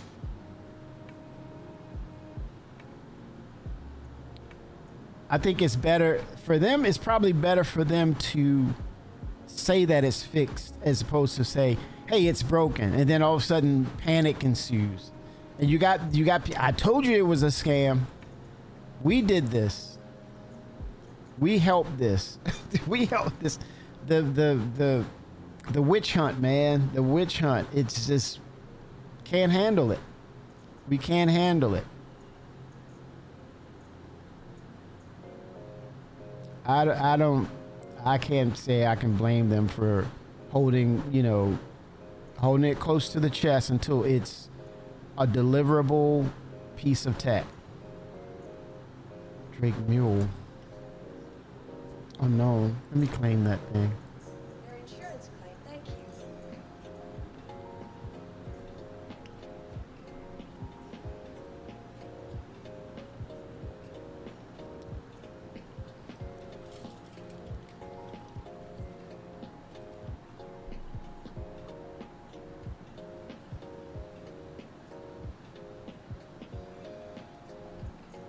But then they had higher concurrency, right? But that's okay. What it's cause and effect. And they're expected to have even more or higher concurrency at some point. Once you see the features of 1.0, it's ongoing.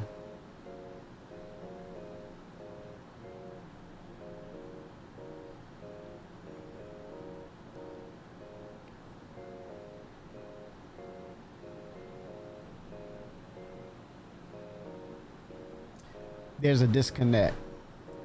Your vehicle has been delivered to the following location. And that's something they'll learn. That's something they have to learn and work through.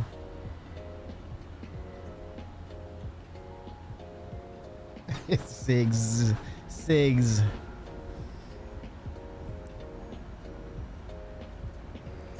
Yeah, that's something that they have to work on.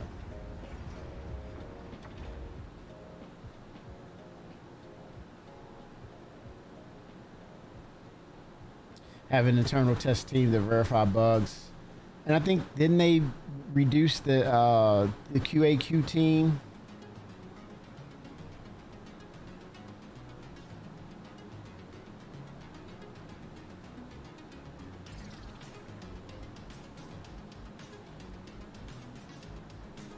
Oh yeah, it's a downturn on gameplay when you put so much time into it.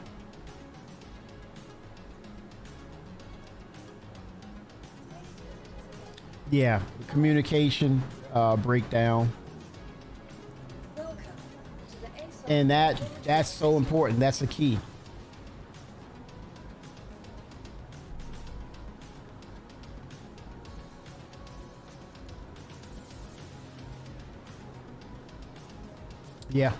Yeah, we understand there is a problem, and thanks for pointing it out. We're on it. We don't have the solution right now, but we're on it. Your vehicle has been delivered to the following location. Please visit us again.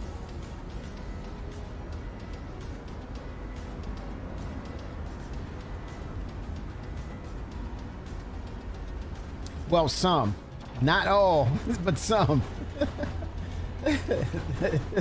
That's some. Some will use it as something else. I submitted my taxes for the month. 07. Yeah, they're gonna have to. There's room for improvement. We know that for sure. And one of the key things is the communication piece, and it's the spectrum aspect of it. It lacks.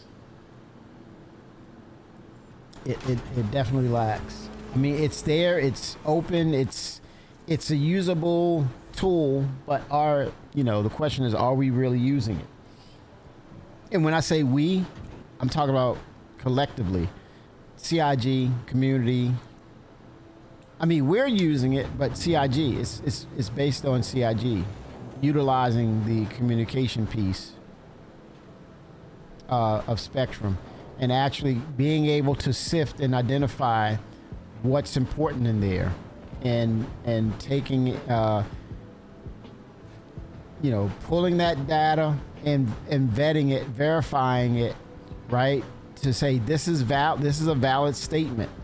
This is valid. We have to get this fixed. Or, like you said, guys, to your point, acknowledge that you are correct.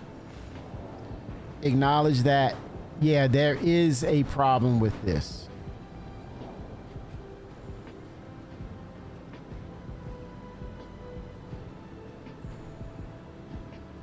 But they need a dedicated person to maybe just go in and sift what is what's valid, right, as an actual issue. And I think when you're talking about the structure, things that says we do this at a high clip, 95% of the time we have to do this. And so all things that are related to travel, elevators, that should always be on the radar, always.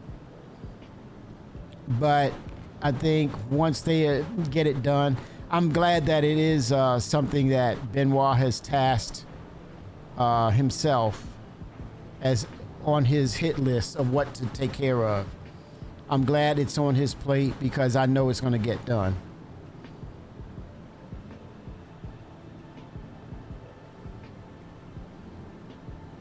Because it's been a minute,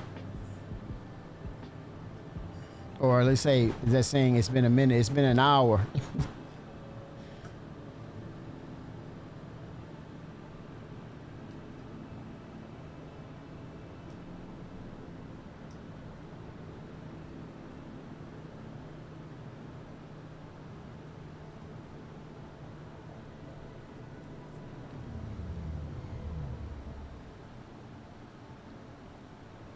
Yeah. Yeah, they're avoiding it.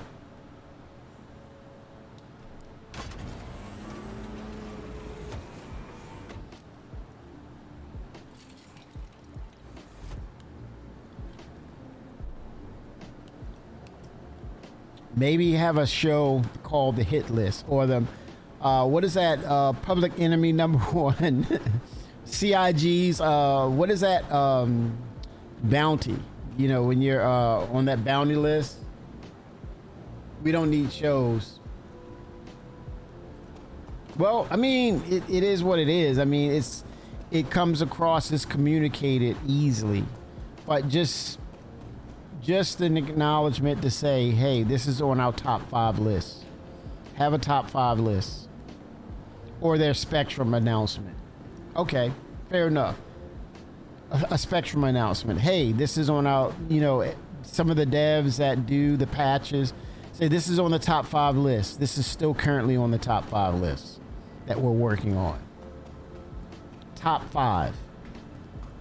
Now everything but then it could be a load of information that comes from it that floods out and it's like, okay, this is probably a little too much. I can see that, but a top 5 list and see how it goes.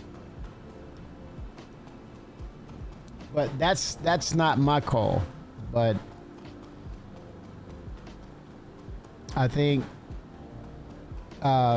CIG is stuck on, hey, when it gets done, we'll get it to you.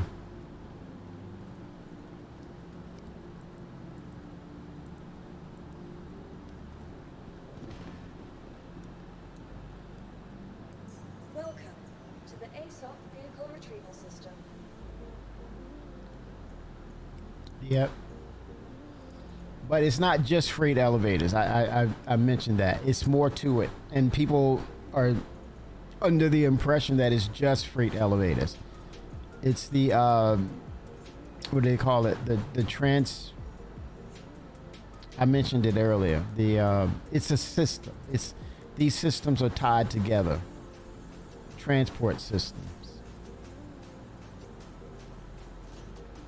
And one of the things Chris said about 7 years ago, prior to going to the UK, in 2018, he said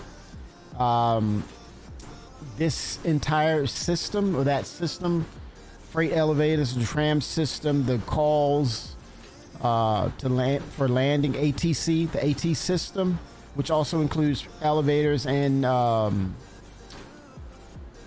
landing. He said it needs its own dedicated game server. And I don't know if it's there or not.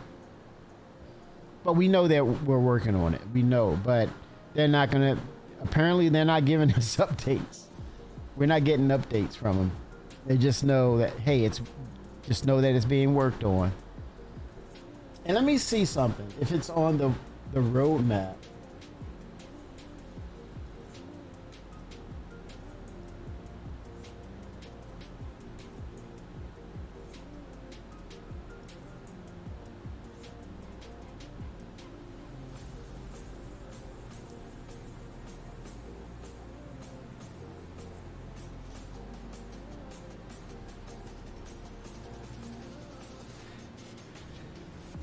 Excuse me.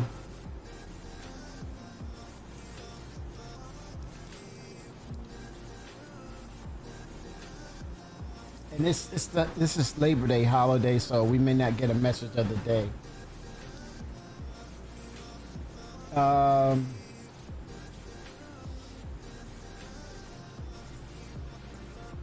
me look at the roadmap and see.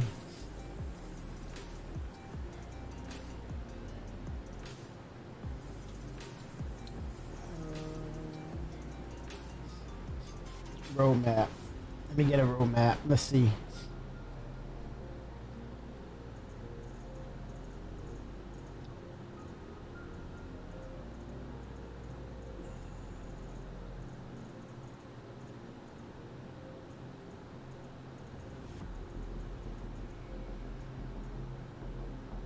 Okay, L2.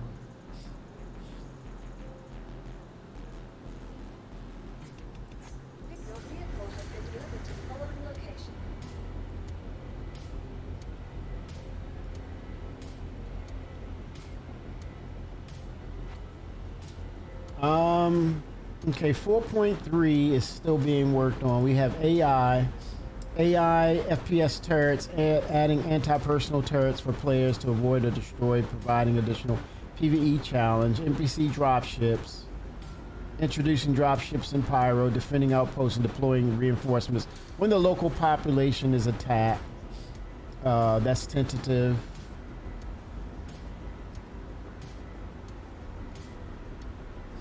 The Geist armor has been released. So what has not been released is NPC dropships, also AI FPS turrets, hairstyles that was released. Tentative is new hairstyles 4.3.1. Then there's the heavy utility armor, tentative. Core tech released, ladder improvements, dynamic snow. Okay, locations, 2 entries. Onyx, that has been released. Onyx Facilities 4.3.1 expands the Onyx Facilities with the addition of the Science Wing. Arkham Valor invites players back to the network of abandoned research sites scattered across the Stanton system, hidden on nearly every moon. Though light security still lingers, the facility has long been since abandoned by Associated Science and Development, ASD. At their deepest point lies Dr. George's lab, where the darkest revelations await. This is the conclusion. So that's tentative. They're working on that. Mission pickup on location, enabling new missions to be discovered and added to journals when you approach or enter a designated area. So mission updates within a mission. That's tentative. Ships released. Kruger Wolf. Wicklow Special Ships has been released. Adding the following special ships to Wicklow's Emporium: the Star Lancer attack, Drake Golem, Terrapin Medic.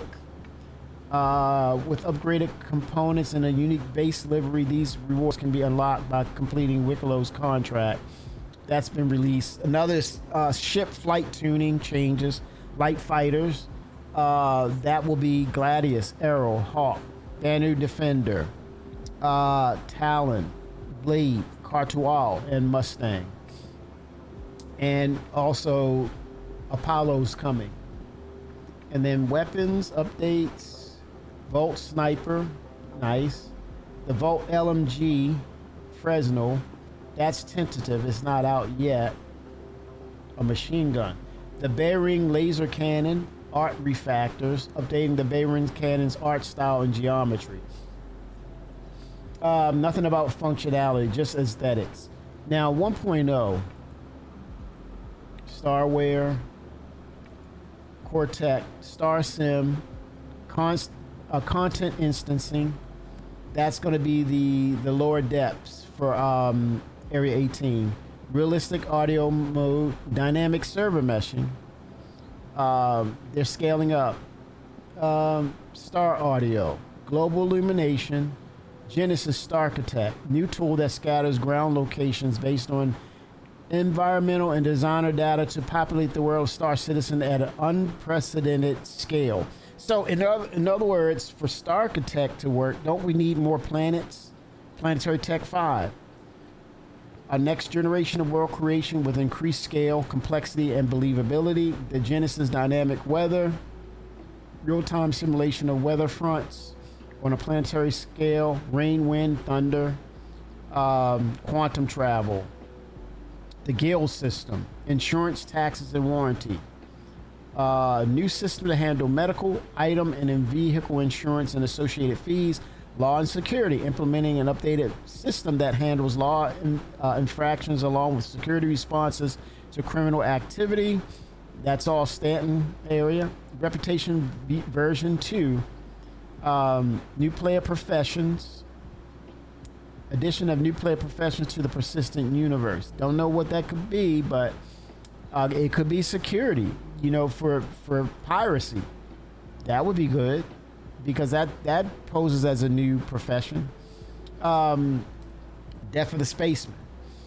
AI blades.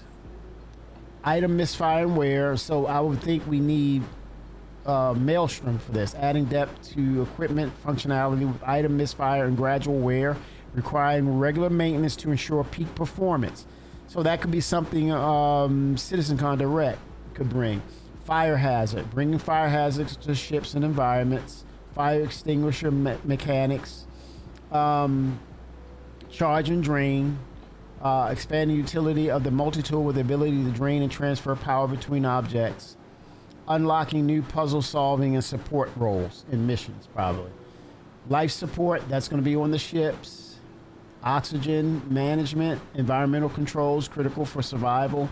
Engineering gameplay, dedicated engineering roles aboard ships, allowing players to actively manage power distribution, repairs, and system efficiencies in real time.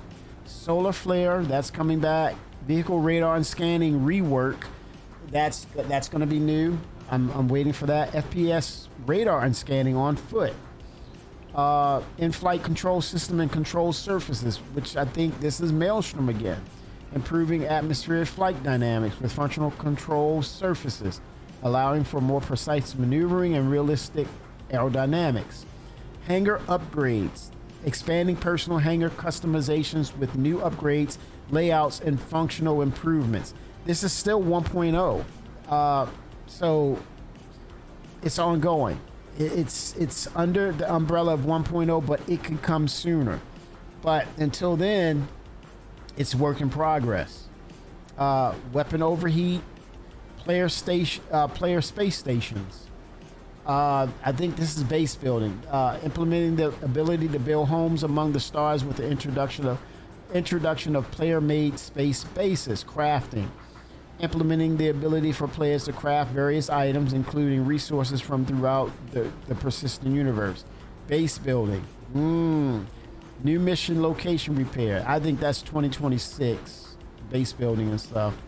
new missions, location repair, player-to-player trading, player organizations, social mobiGlas app, citizenship, earning your citizenship probably to build your bases any and everywhere within, I guess, Stanton, planetary shields, ownership, implementing a robust ownership system for items, vehicles, and more, including the ability to transfer ownership both legally and illegally.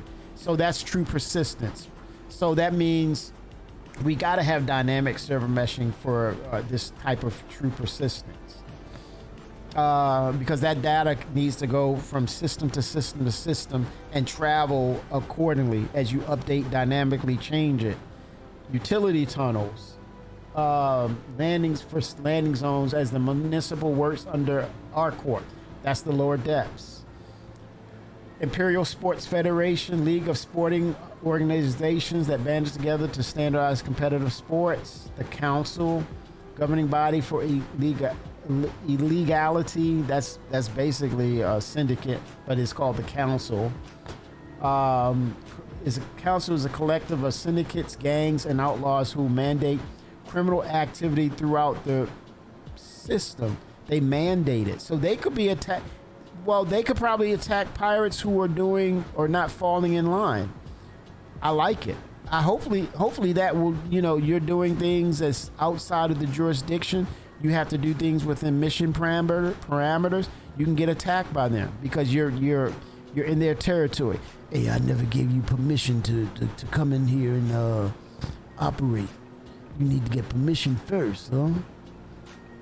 Mercenary Guild, Academy of Sciences, United Resource Workers, Interstellar Transport Guild, Building Interiors, Nix System, Castra System, Terra System, and lastly, mission events, location stories, main story, station warfare. So, yeah, all that you could definitely see them talk about CitizenCon, or a good healthy amount of it. Wicklow Ultra. I think I know what you're talking about. Have you had any talking like that? Yeah, you're right. I mean, it's only right to. We've been there before, Shabasa. The communication is sorely lacking. We know that, and it only needs to get better. It's just to say, hey man, we got your backs, but let us know something. And unfortunately, they may have to say it several times, or at least have a post where, hey, this is what we're aware of. Boom, this is a priority. Or, no, we're aware of it. We're not able to work on it right now. I wonder if that is a thing.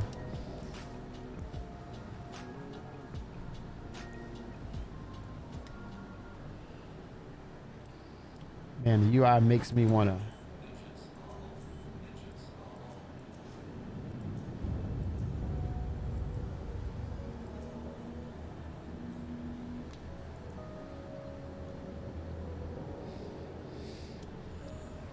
Yep, so it's a constant, man. It is a constant of things that they can do better.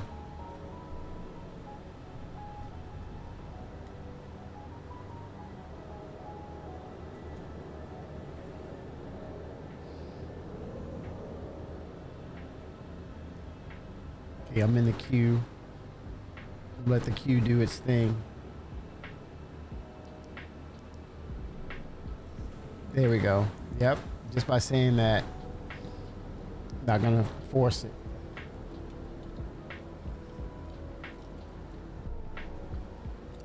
But yeah, I mean, you're right. Communication goes a long way. It shows that you're aware, you're consistent in what you do. You're transparent to the extent that you do acknowledge what's being told to you, right? And that's all you guys are saying.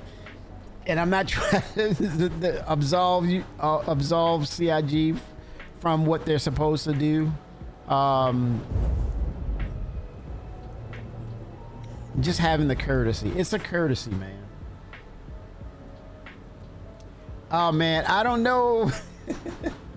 That's been a. I don't have the bandwidth to. If I would run it once and be done, that would be it. That would be the stream. But I might reserve it for the next weekend because yeah, it's a grind, but it's ongoing.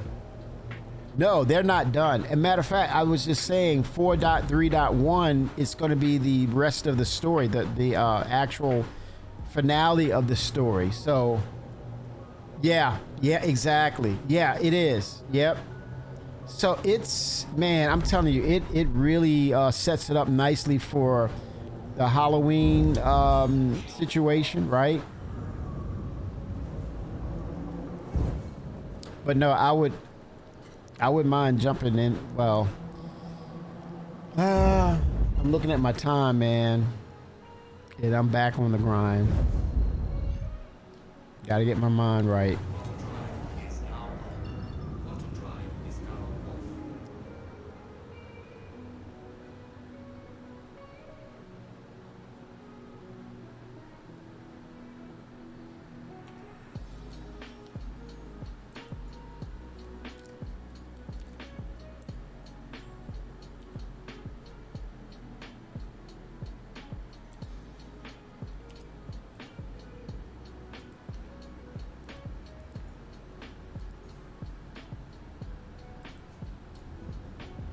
But yeah, I think CIG will get to a point where they'll hit their stride. They're trying. It's September. Yeah, the 1st. This is the last quarter, Shimposter. Yeah, this is the last quarter. What boss is going to be at the end of the facility, you think? I'm almost completely confident it's leading up to a boss fight in the facility. It has to. It has to be a boss. I'm wondering I'm kind of seeing why are we looking, or why did we see a Vandal ship? Did they actually capture a Vandal and started experimenting on it? And we actually see a Vandal who's already irradiated, who's in a quasi rabbit state, I guess. And he's murdering and he's shooting and killing, and I don't know, man. It poses that question: is it really, they were tinkering with his DNA to see what was going on? Why was he able to quantum entangle, or there's quantum regeneration with him? So something went weird. They started utilizing him. Maybe he's irradiated.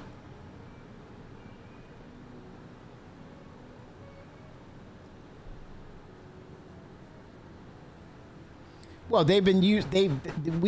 Well, according to the lore, we engaged them and found out they actually had the technology, and we incorporated that technology into regeneration, the quantum entanglement machine. They were using it. They procured it from another culture, right? And so they've been using it, and it's obviously it works for them. So maybe the key to fixing it was probably from pulling the DNA from them or experimenting on them to say, okay, this is why it works with them. How can we incorporate that into our DNA? Right? So, but then something went really wrong because they were doing things, because of the experiment, they were doing things they were not aware of. That's a possibility, right? So it's all a possibility.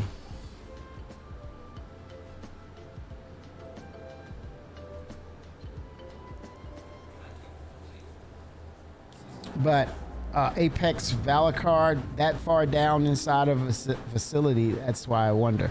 You know, what was that Vandal ship for? We saw it suspended, and I'm like, wait a minute, that's a Vandal ship. But it's just to say, you know, they're going to acknowledge probably in lore that they were the ones who, you know, originally had the technology. Whether it was created by them or not, we confiscated it from them. So I think that falls into the lore.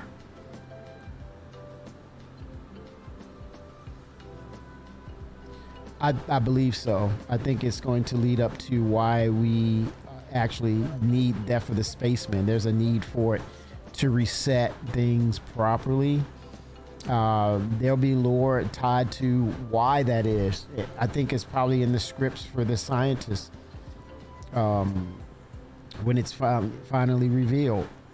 But that's the part of it I just want to say, man, I can't wait to see what this story, you know, what leads up to the finale. What actually happens.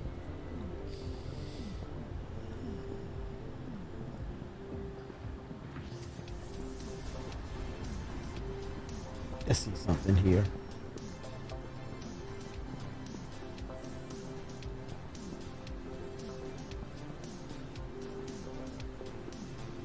That's him.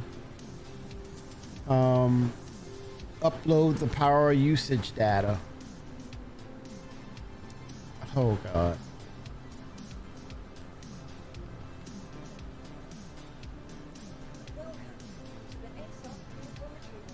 That's exactly what I'm talking about. That's what I'm saying, the Vandal ship.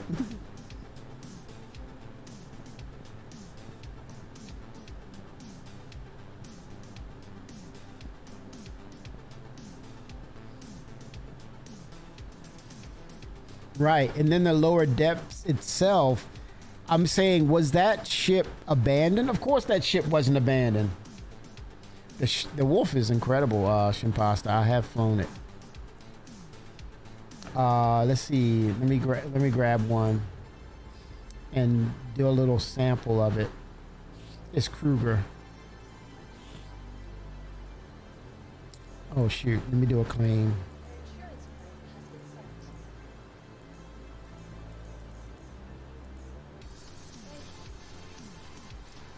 No idea. There isn't a ton of lore on why the ship is there that I could find. Well, that's what they. Well, if you go back to Quantum Entanglement, look that up, Ta, and it will give you the history of where it came from. It came from Vandal. Let me see if I can find a link.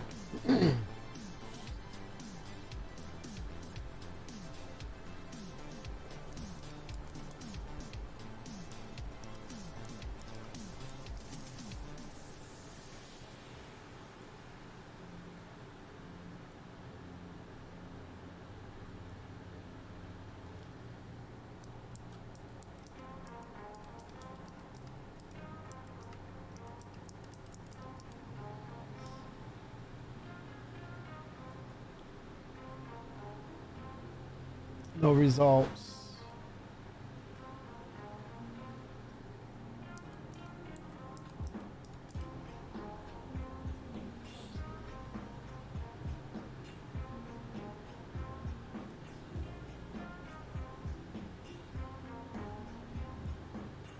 No, nothing quantum.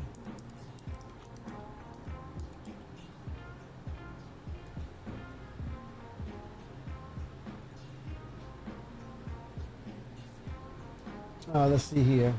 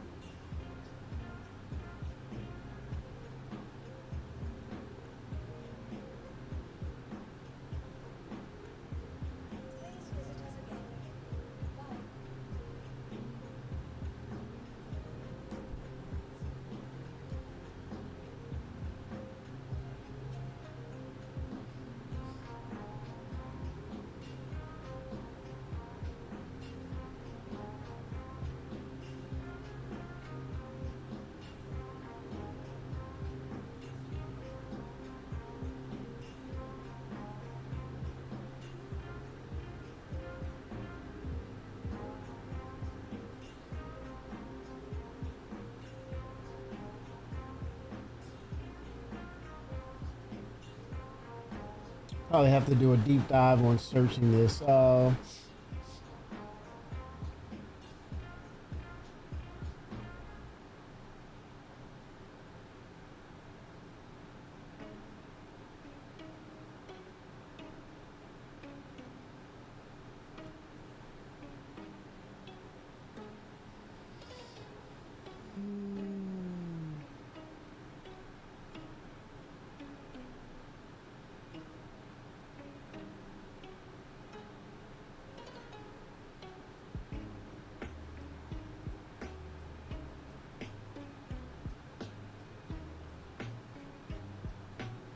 They did a huge segment.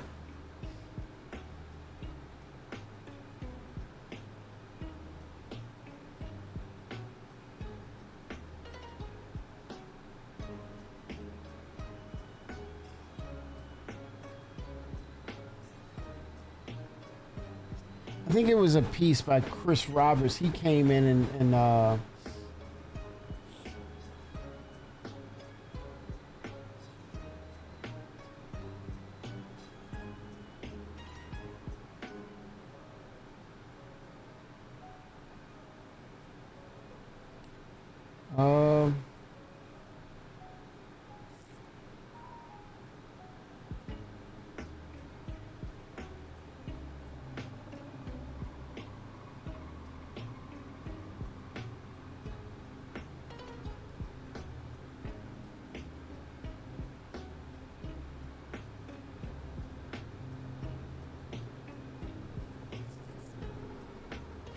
let's see if I can find it in Spectrum.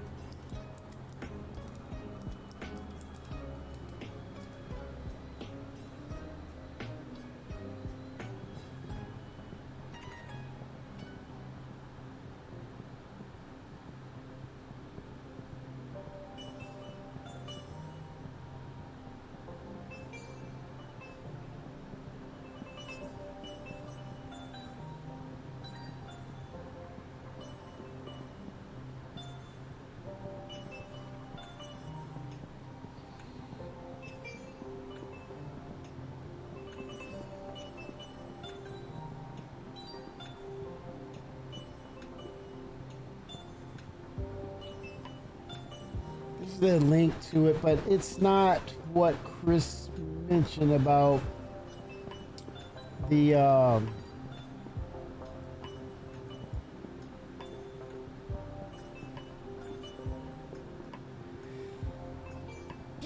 excuse me. I think it had a lot to do. I think when he came up with, I think it changed a lot when he mentioned the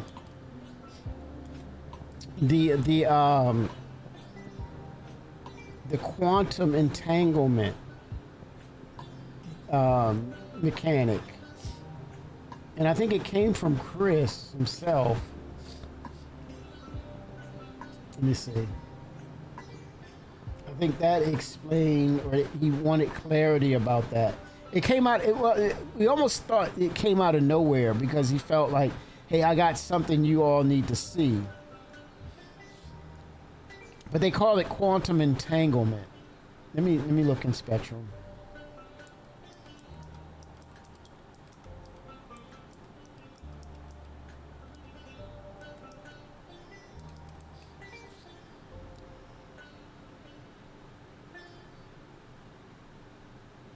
Jump to that.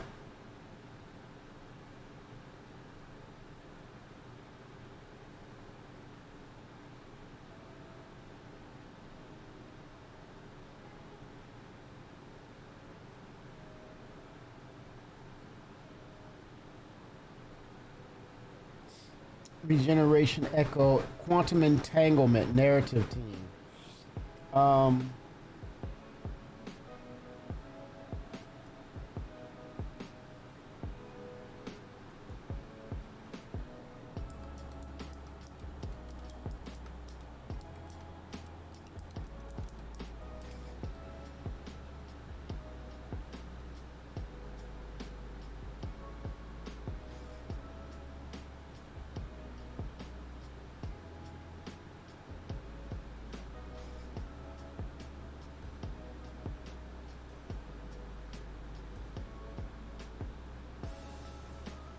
Let me jump here. Take a look.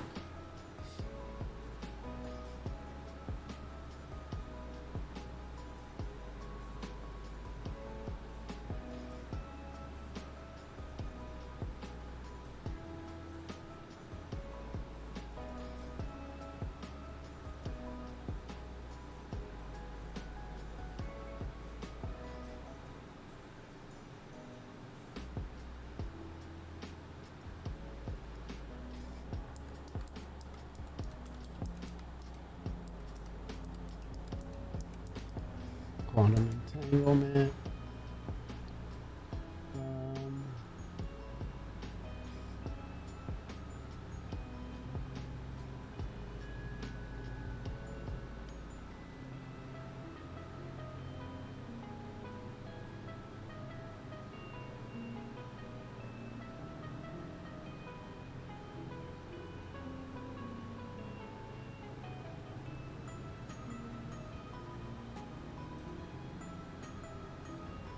They're going through, when I select the link, it's actual science.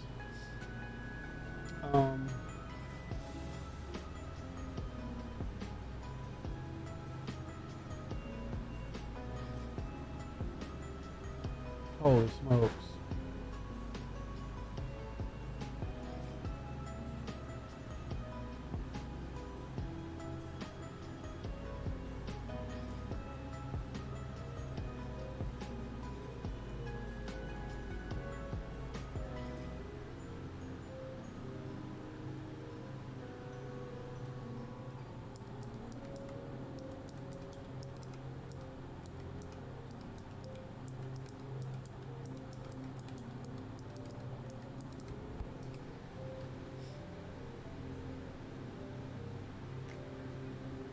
Quantum enforcement?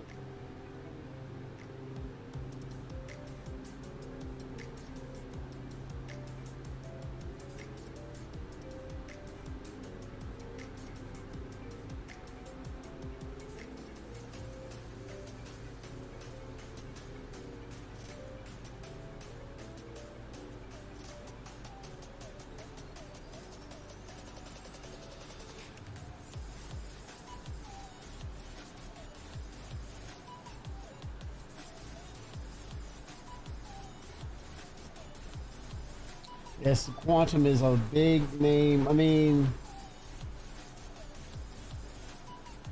quantum enforcement, entanglements.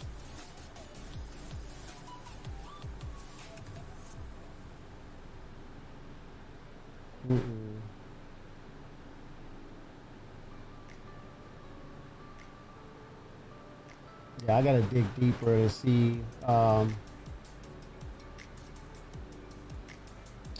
It was a splash on the RSI site, and it was like a deep dive statement.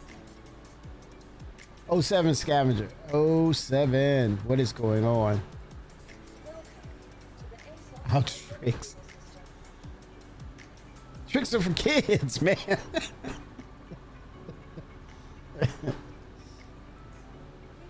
You hear about that dog that ate a bag of Scrabble ties? The veterinary ordered a scan of the intestines, but no word yet. Bada bunk.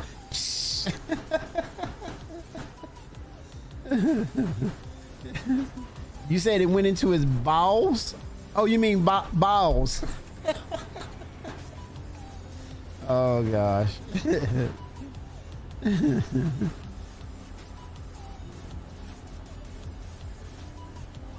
I know that dog had to take a shit exclamation point. Oh boy. Did he eat them bit by bit? That is a language, you know. Oh boy. Let me stop. Ouch.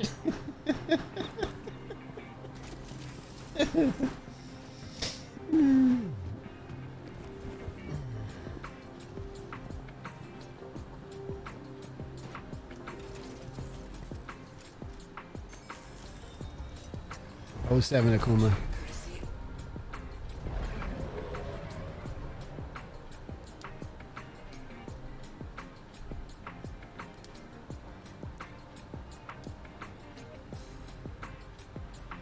Yeah, it is really precise. This is precise flying right here.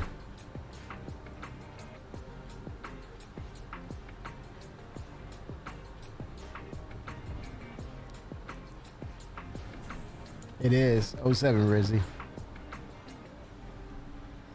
Pack of wolves.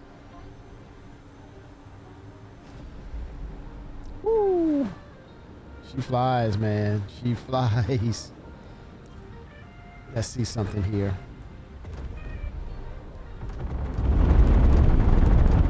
Woo! Sounds like it's an atmosphere. Let's see. Let's give it a go. Let's test her. Offers, mercenary.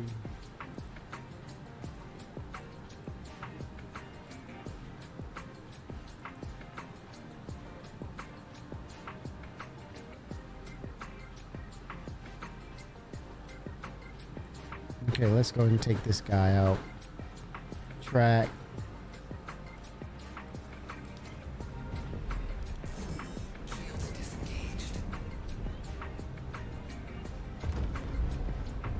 Let's test her out, shall we?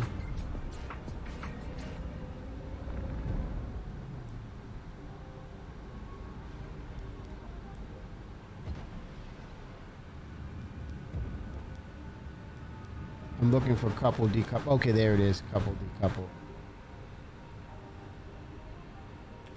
All right, architect. I may even go to a bar citizen, CitizenCon event. I may just go ahead and go do it, get it over with, man. Yep. Go ahead and hang out and watch it and say you guys were right. There was nothing to see. No. We'll see. Let's see here.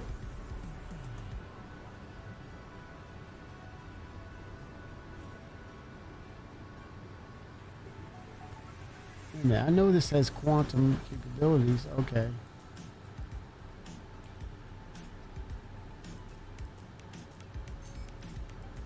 Why isn't it?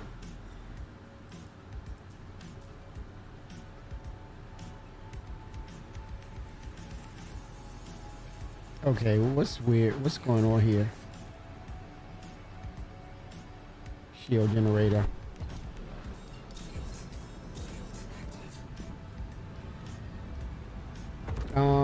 I'm not getting anything on my quantum drive. This is weird. See, it says it's there. Let me take that off.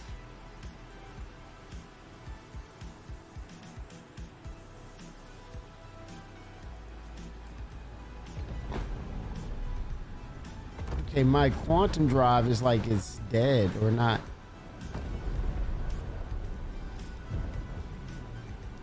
Okay, shields are on, but look, it wasn't working at first. Now it's working. Turned on the component, the engine for it, the component.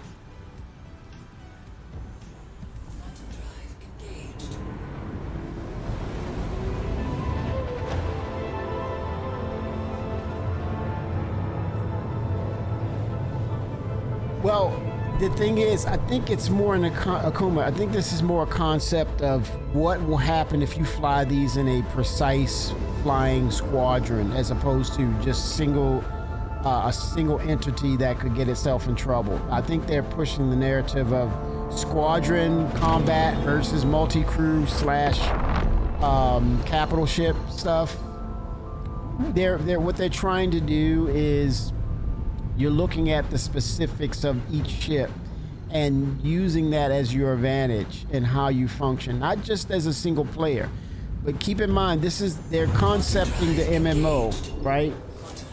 Keep riding with the concept of MMO, and so you utilize this ship. All along, I looked at it, right, and I immediately knew it's about multi-crew with this ship. Squadron base flying. I got one anti-rat armor for finished ASD missions. Oh, nice.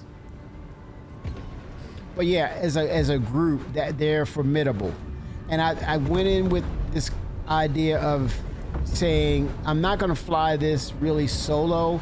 I know my strengths and advantages of this when I use this ship. It's going to be predicated on I have like 5 other people with me flying this, doing bounty hunting, for sure. That alone. But as like a free flyer, I think it's really nice.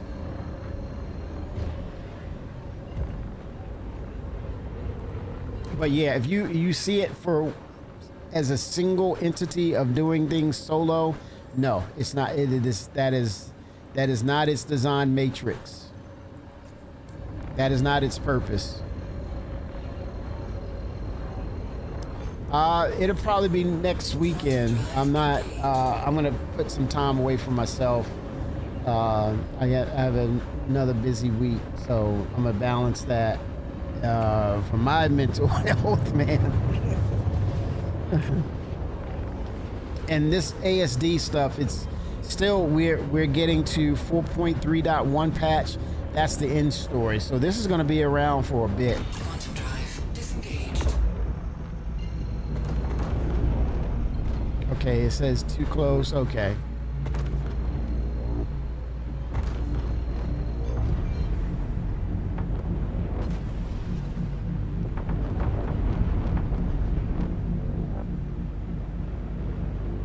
Yeah, ignore the cargo ship.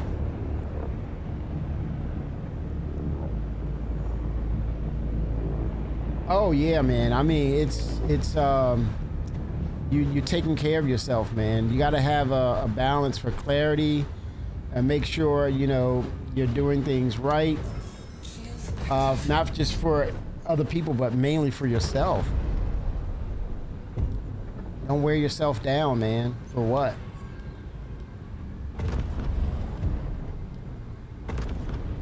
I mean, stresses of the day, stresses of the week, the needs here and there. I need this, need that, and yeah, man, it gets intense. You treat yourself right. If not, then you're neglecting yourself. Health is wealth.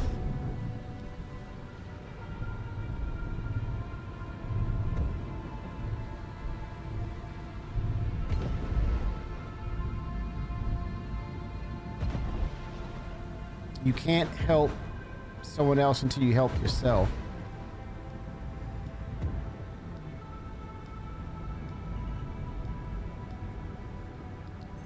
It's a scan for target.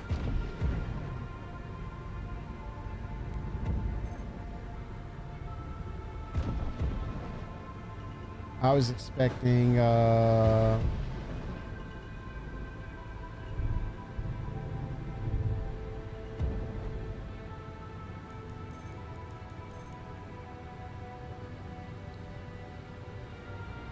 '07, sir. Great day at work.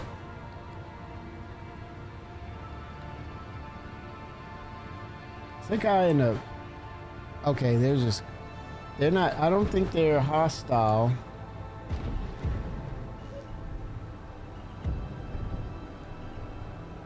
They're not hostile.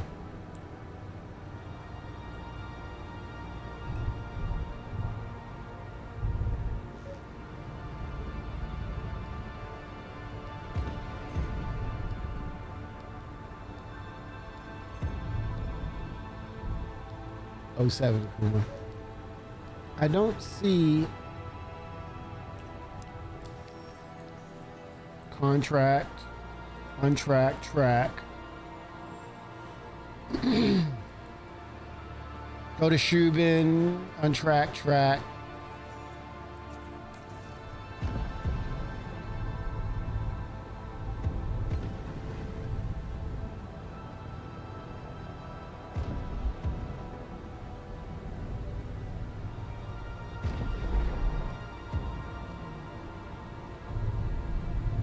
See if I have the right.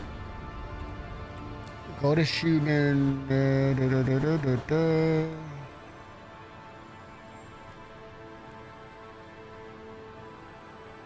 Missions could be Bork though.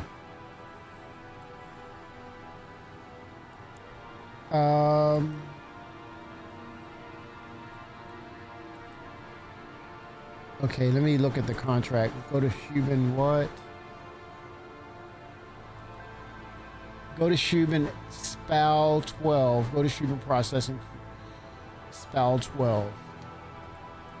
SPAL 12. SPAL 12. There it is.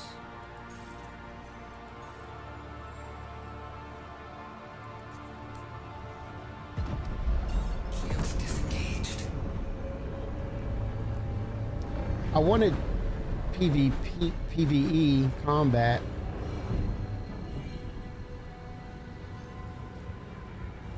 Quantum drive disengaged. Locked by nav point. Quantum drive disengaged. That's it right there. It's a little bork, it seems like. Shields Just a little borked.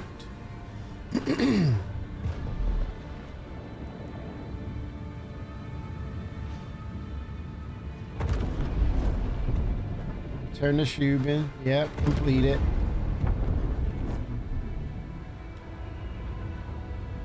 I was in the right location. Verified bounty. Pippo Curzon. Low risk target. I don't see Pippo, but scan for target. Probably have to get out and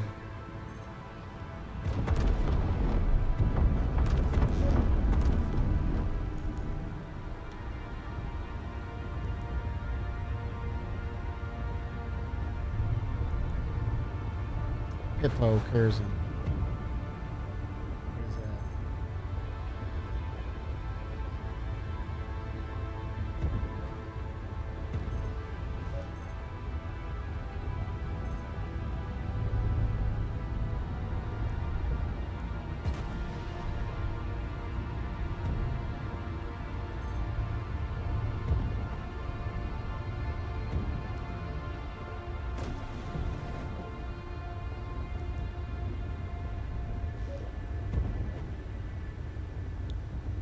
Pippo Curzon.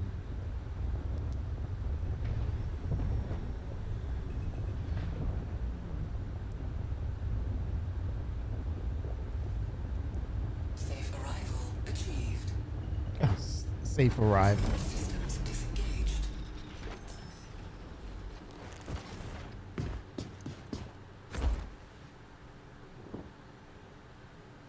Oh snap! No.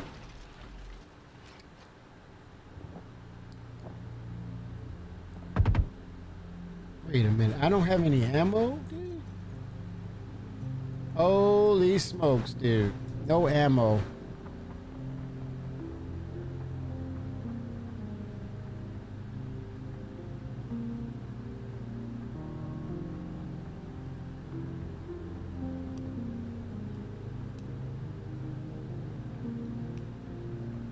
I don't think they come off as hostile.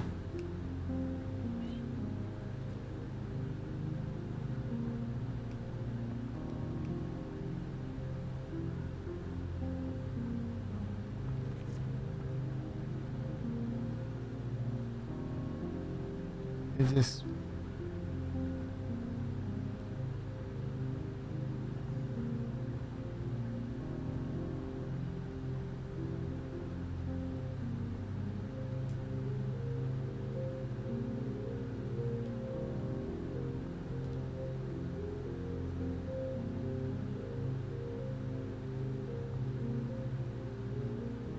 let's see if he'll attack me or not. He doesn't come off as hostile though.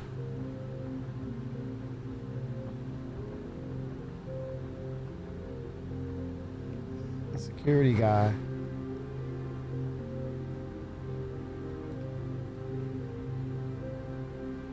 Nope. He's like, well, just doing guard duty.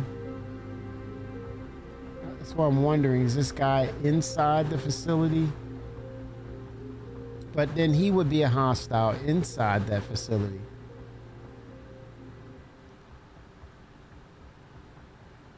Could be a little bored.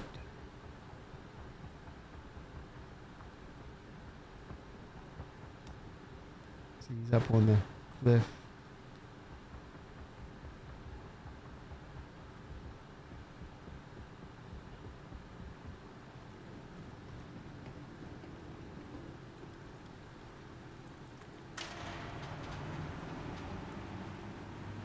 Oh boy.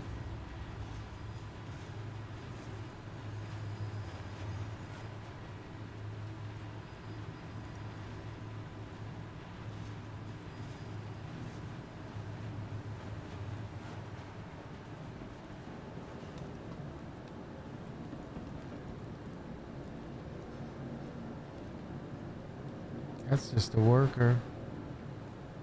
There's no hostilities. Let's see. Am I in trouble or? I don't know, man. It's like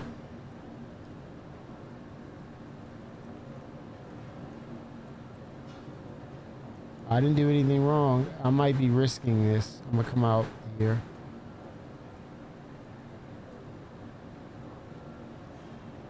Crap. Oh boy, here we go.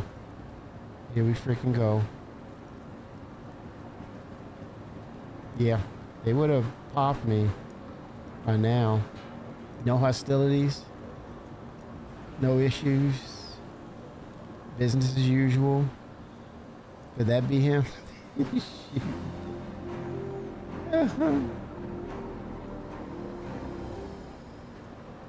Okay. Hey guys. Doing a great job here, but looks like I'm looking for someone. Pippo Curson. Hey man, chill, man. No one's pointing at you. Let me see some ID anyway. Who the heck? Come, chill, man. Chill. I'm looking for Pippo. Apparently Pippo's wanted. They paid me, they told me to come here, and I'm here, and I'm looking for Pippo.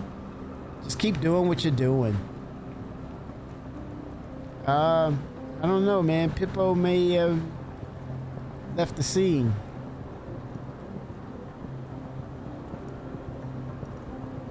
Got a bounty on Pippo. Maybe Pippo is, you know, it was free fly and I wouldn't be able to catch him.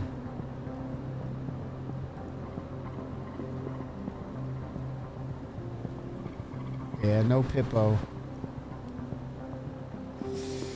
On the coop.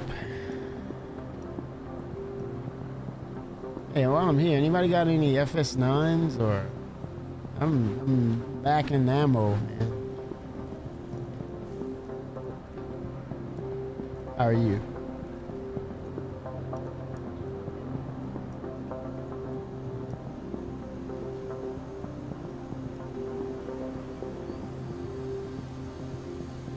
Yeah, Pippo isn't here. He's on the run, man.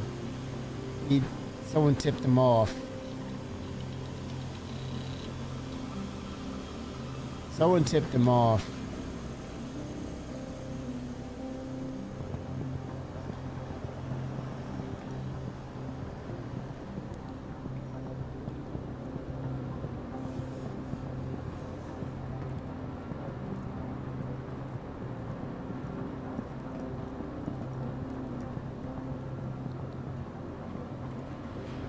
Yeah.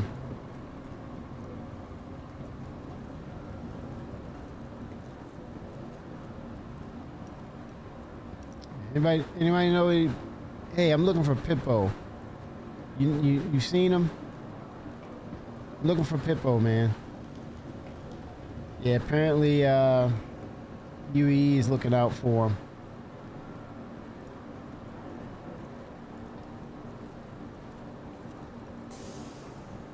Got a bounty on Pippo. You know him? Know anything of him?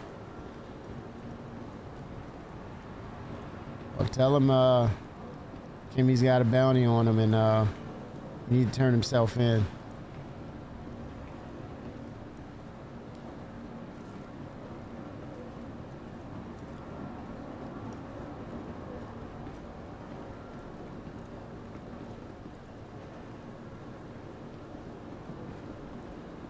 Yeah, Pippo's not anywhere to be found.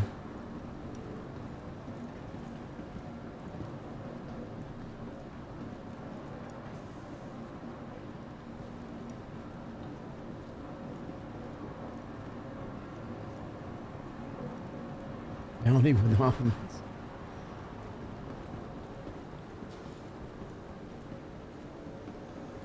This guy is nowhere.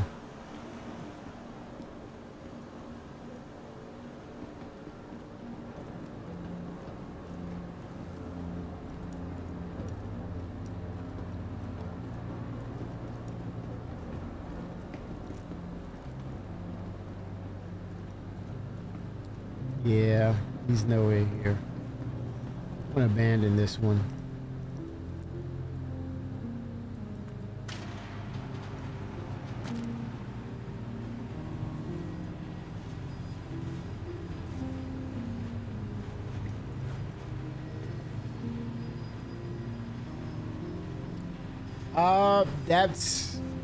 That's weird because he would have.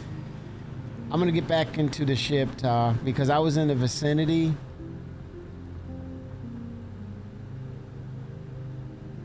Hey, watch where you're pointing that.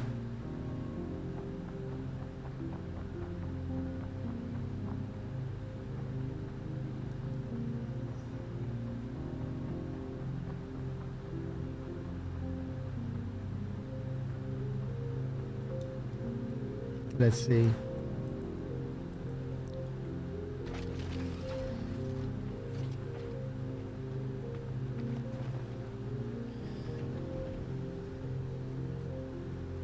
Scan, it's for the ship. Yeah. Let's see.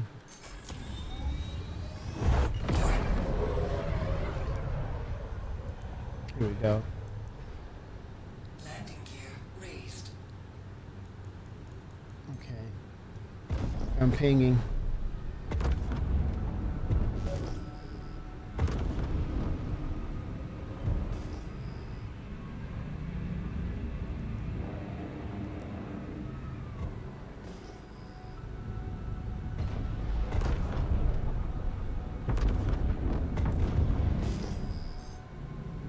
Unknowns. Oh yeah, I had to, man. She's a sweet one, man. She's sweet.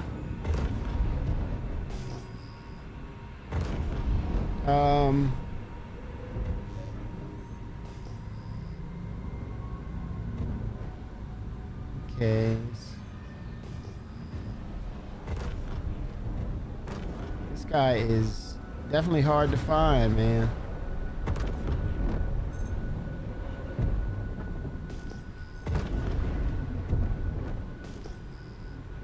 A little too slick for a thing. You would not be designated as such flying this, man.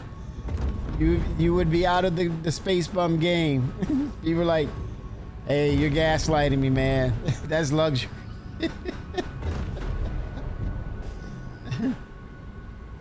Scraps with a silver spoon. I think someone came up with the idea of blending functionality and luxury. I think they borrowed. It's like if Origin and Drake had a baby. Oh, did I just say that? Oh, you get the Kruger. Origin and Drake just had a baby. Man, I want the paint with shark teeth. That would be nice.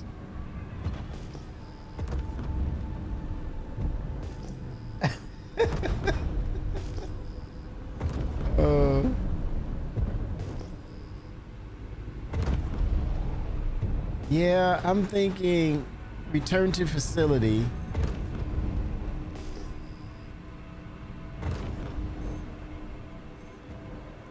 Wow, this is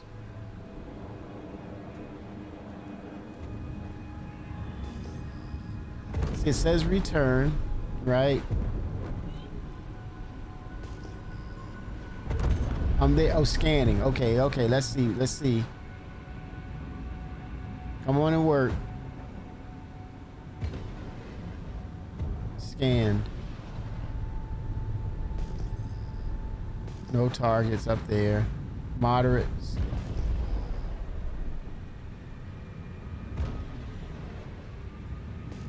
Makes me wonder if it's really functioning.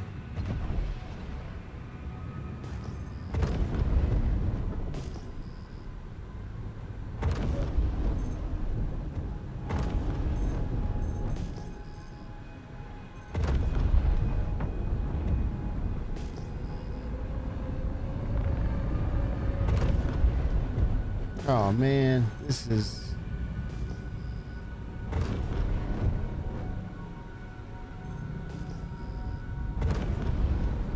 No, you think it's borked, Ty? You think it's borked?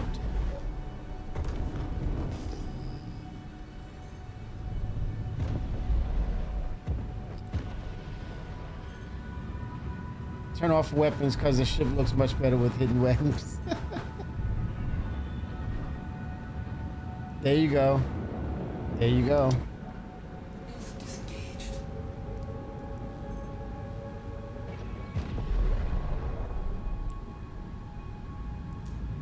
Weapons disengaged. Look at that. Oh, wow. That little feature right there. Look at that, man. Ooh-wee.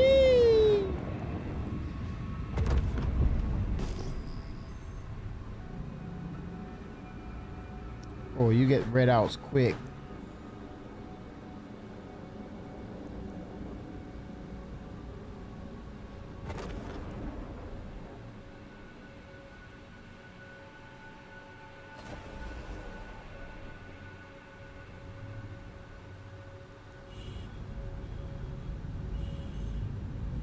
See him scanning.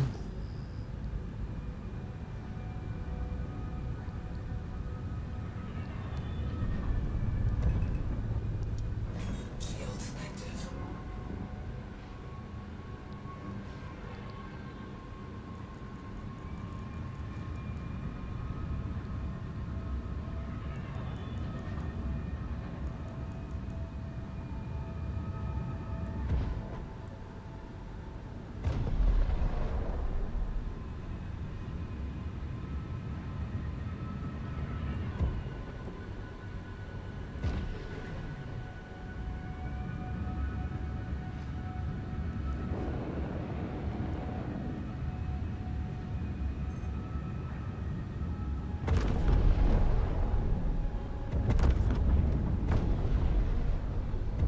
Yeah, the enemy, it says objective completed.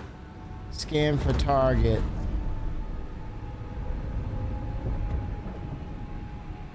Let me get to a higher altitude.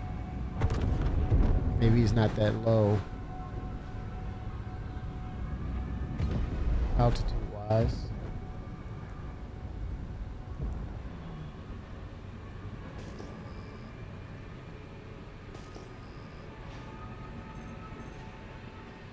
Oh.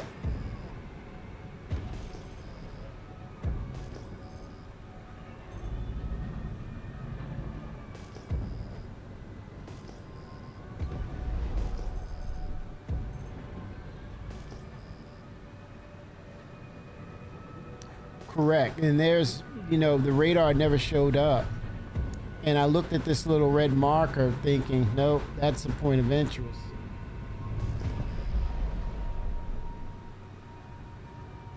Submit. Okay, let's see if that works. Yeah, you see? Track. You said check country, see if the submit button is there. There's no submit button. Where would I find that?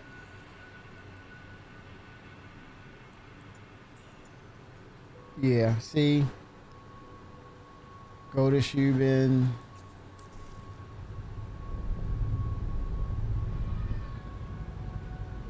Okay, so it says return, but I'm like, dude.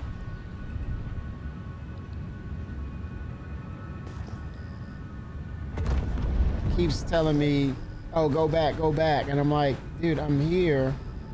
There's nothing here. Okay, look, I'm hitting targets. Yeah, I think this is broken, man.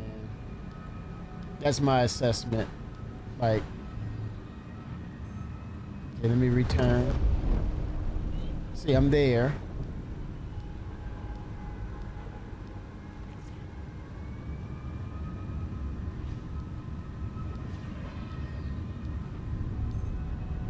Scanned. See, there's nothing in the vicinity. It's not populated. Yeah, I'm gonna abandon, speaking of which, I am going to abandon this mission because on track. No, it's borked.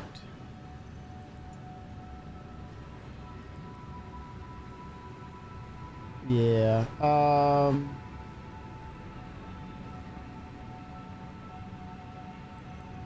Let's try this one. Track, go to Wheelers. All right, head to Wheelers. Or Lyria.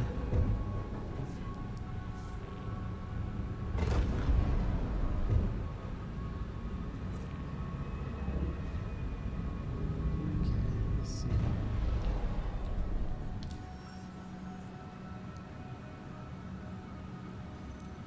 Holy smokes, this got me rubber banding like that? Are you kidding me?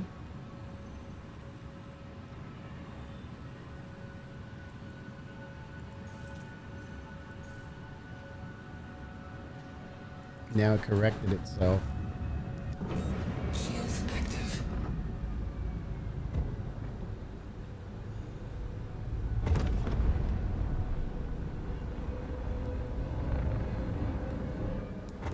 You black out quick with this ship.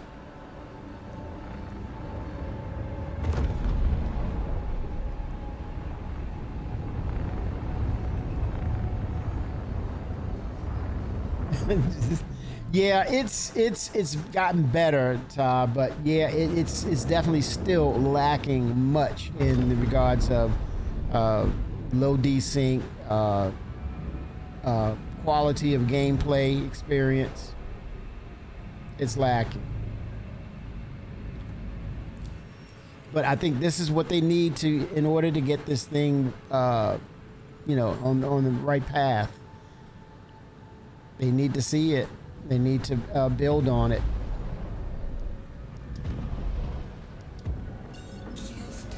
Okay, let me drop to an OM orbital marker 6.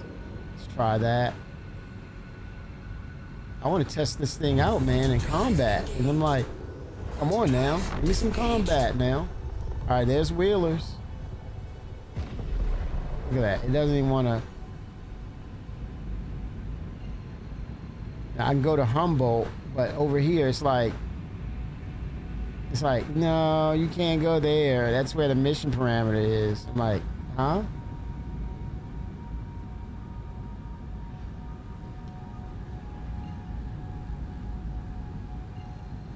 Now watch this. I've been struggling. It's always a mixed bag with us, man, in performance. We all have a different narrative. Mookie Peel, Teddy Mookie. Oh boy, here we go. Oh, Mookie at it. Mookie. Oh my gosh. Quantum drive disengaged. Shields disengaged. Damn Mookie. Shields active. I need those damn weapons, man. Or else.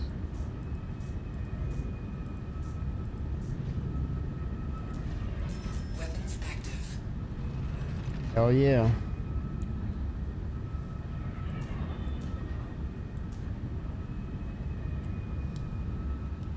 Damn Mookie. Hopefully it works. Let's see. Give me something now.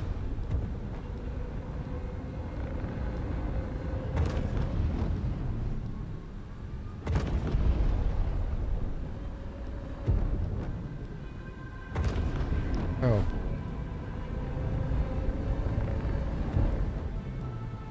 Woo-wee.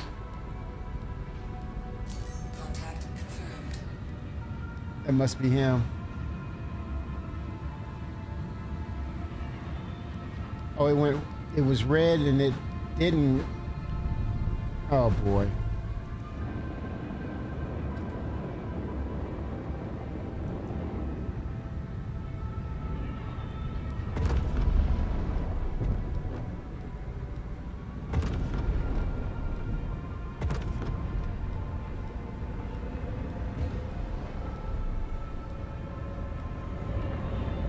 No, let me see here.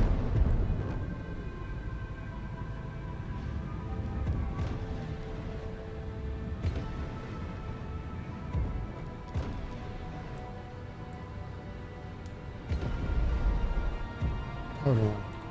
Where the hell am I?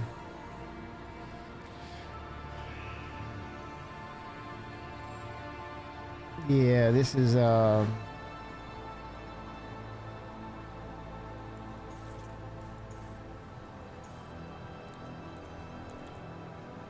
Wheelers is right there. Can't. Okay, there we go. Whew. How's it? Heavy slingshot.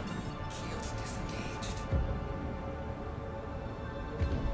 Doesn't make any sense. See it how it plays out.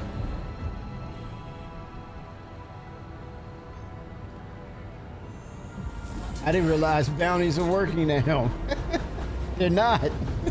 Right now, they're not. Quantum drive disengaged. I'm the one that didn't realize they weren't working. I'm realizing they're not working. Man. As you know, I was just giving a good compliment about, yeah, we're in free fly and things are working good, and I go to another system and it's Tale of Two Cities, man. Drive disengaged. Yikes. Disengaged. There's freaking Wheeler. I had to do that, go back there, and then Keystone copping, man. I am Keystone copping. Engaged.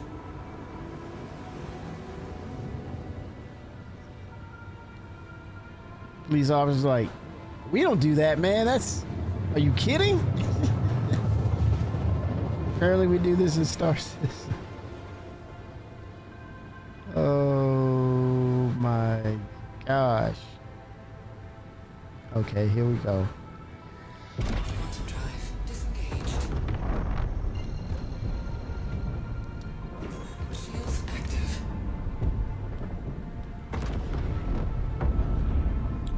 Wait a minute, go total criminals. That means this is on ground, man. I want to know the distinctions between ground and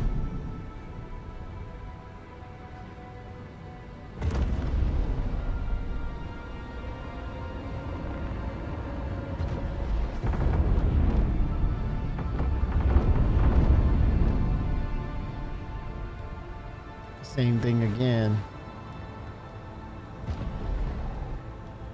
Total criminals neutralized. Let me see. Dang, man, I wanted to PvE ship battle. It's not giving me that.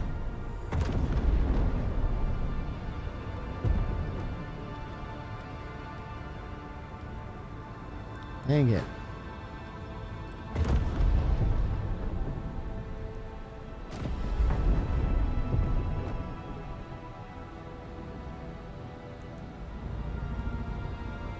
Nope, not a criminal. No criminality, no. Total criminals neutralized.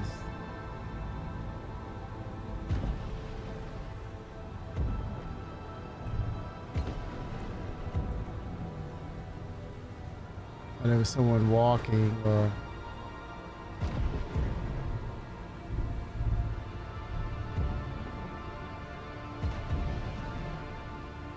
someone there, but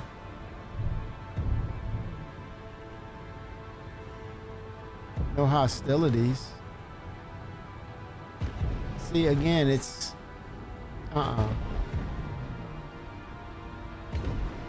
retract the bounty. Okay, I think it's still, let's see. All right. Okay,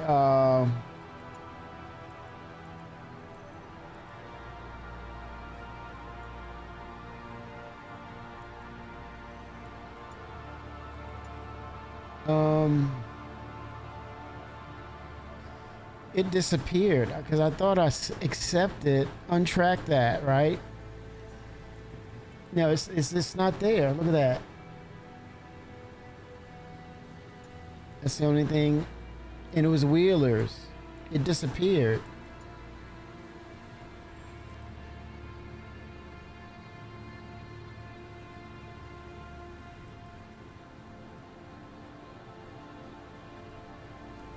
Now, which is the one that I can do, you know, fly against NPCs? Is it mercenary? Let's see.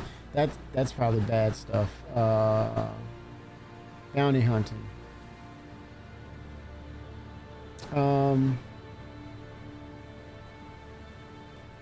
Let me go ahead and give it a go. Track. Here we go. Locate and neutralize, right?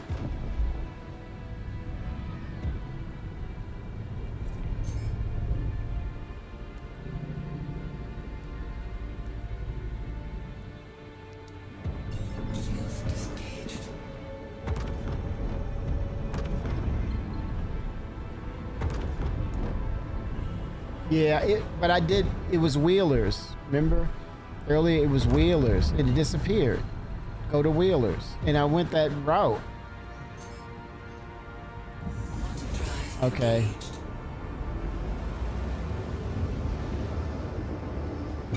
Quantum drive disengaged. Okay, now I'm on to neutralize him. It's in space, that's encouraging. 42 gigameters, holy smokes. Oh, it retracted it for me, Ty. I didn't have to do anything. It just disappeared. I was going to Wheelers. Nothing. Fighting for my gameplay.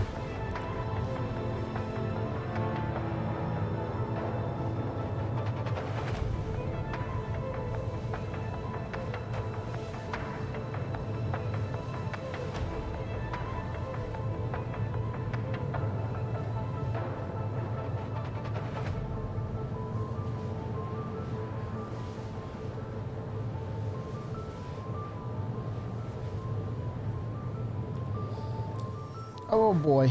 Oh boy, oh boy.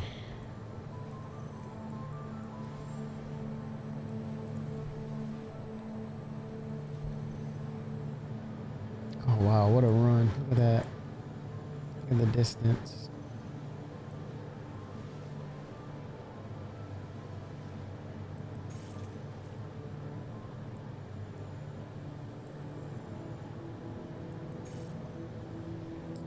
The map is just, I'm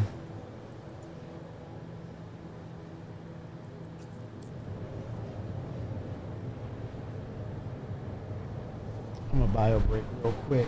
I think I have time, right?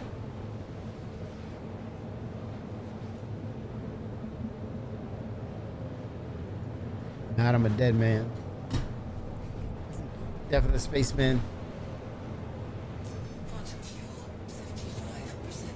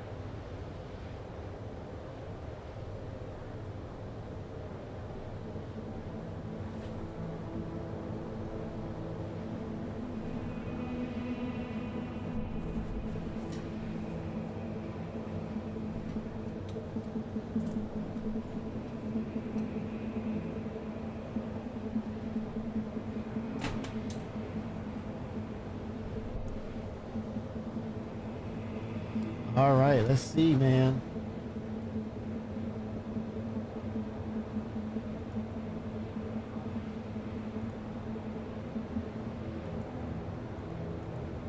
That was quite the hike, wasn't it?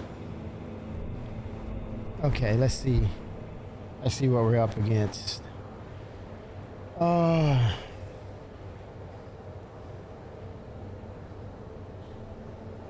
be trouble in Crusader. Okay, looking at my fuel. Quantum fuel, 50%. Yep, I was looking at it.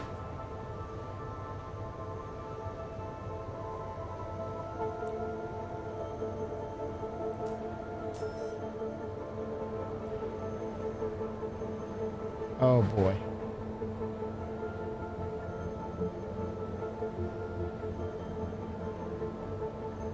What? But hopefully it's in your inventory. It shows up. Oh my gosh, Ta. If you need help, man, let me know. Yeah, I think what it comes down to, coffee, will be the templates.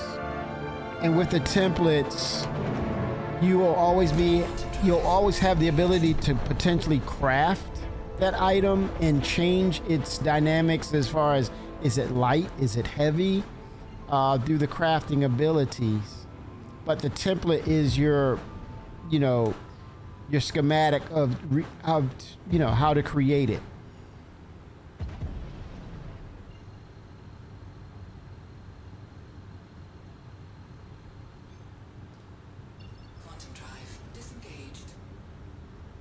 But it feels like a dangling carrot at times. You get that thing and you fall in love with it and you just can't help it. And it's like, and it's like, oh yeah, don't get too tied to this. But yet it comes across as a finished product. But yeah, the blueprint. So that, what do they call it? The templates. Then that way it's not so much of it's physicalized, but it's data, and then you convert, you fabricate, you can through Maelstrom system you can add to it like its density based on the materials you procure. You can refine it to make sure that it's pure, close to 100% integrity of it, so that way it's even more valuable. But you lose it and it's looted, fine, you get to create it again, right? And I think that's the allure. That is the gameplay. I think that will work with everyone in sense of loss, right? And appreciation for things. And someone who pirates them, they just don't have to make them. They just got to beat the crap out of somebody and take it. Or somebody eventually beats the crap out of them and takes it from them.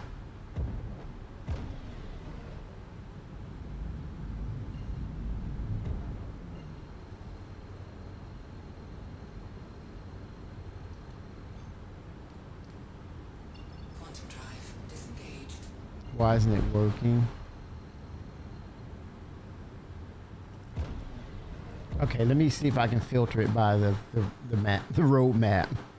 Damn, dude.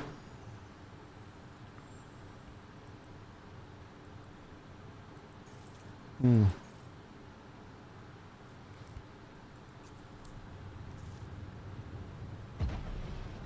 go to this to get to that.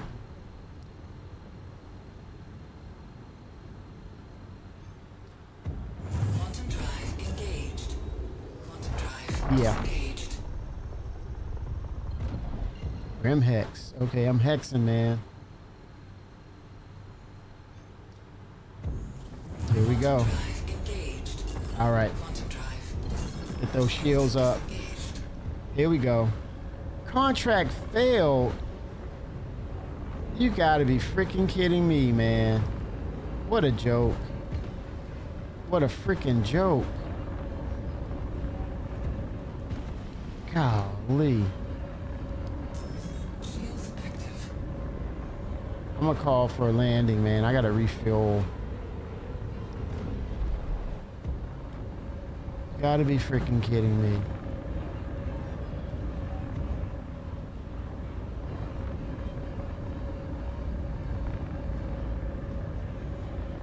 Wow. It be like that. Be that way, baby. Be like that. Is what it is, Kimmy.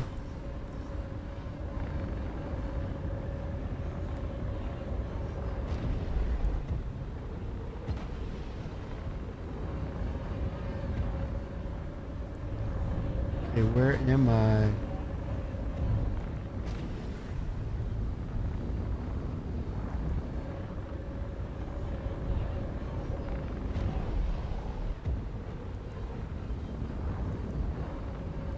Around the corner.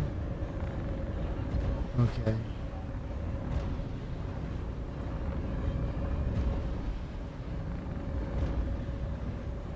Hold the door for me. Hold the door for me.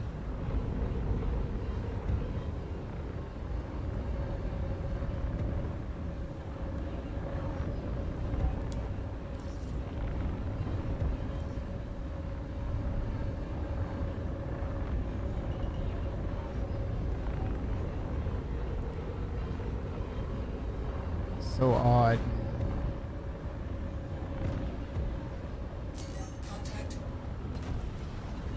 Contact? What the hell are you talking about contact?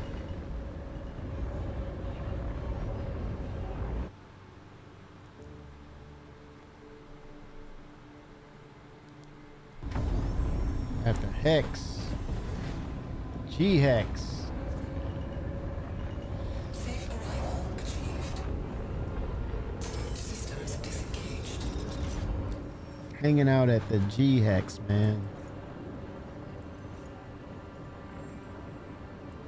That concerned me, and bleeding off quantum like that.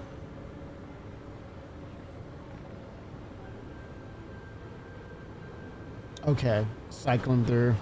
Gotcha.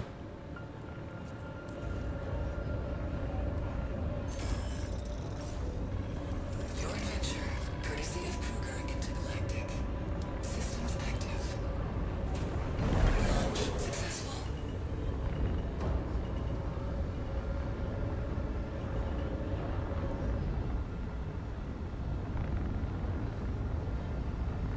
I think Grimhex needs to have a rebuff, like a place where you gather information, and every now and then the UEE comes in and makes a bust, apprehension, raids the place. You are clear to launch. You gotta run, fight your way out and run, but not with, you know, you don't get the crime stats. They're just randomly coming in as a raid, right? And so that's the opportunity where you get to fight the UEE and run off, you know, right?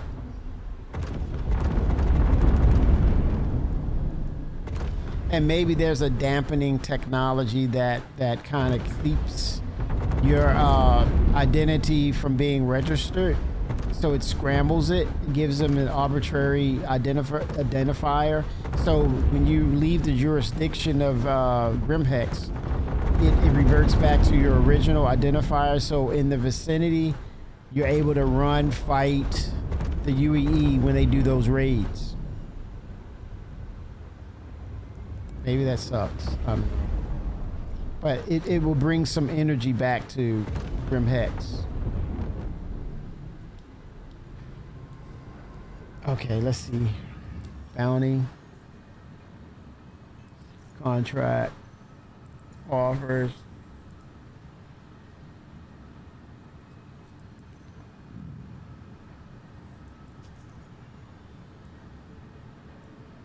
Buzzsaw McGraw.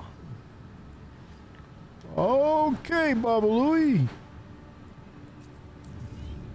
I know, Quick Draw McGraw. Buzzsaw McGraw. I'm on him, Ty. I'm freaking on him. Quantum drive engaged. Quantum drive disengaged. Look, he's running. I think he's moving. Active. Shields disengaged.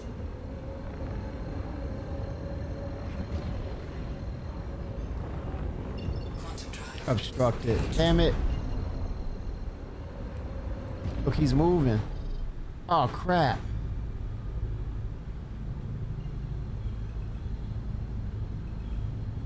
Come on, go, go, go. Quantum drive engaged. Is this an actual person? Drive disengaged. Contact. Shields active. Ah, Snagglepuss. Hey, Baba Louie. Hey, those are repeats, man. What are you talking about? Syndication, man. Come on. Quantum drive disengaged.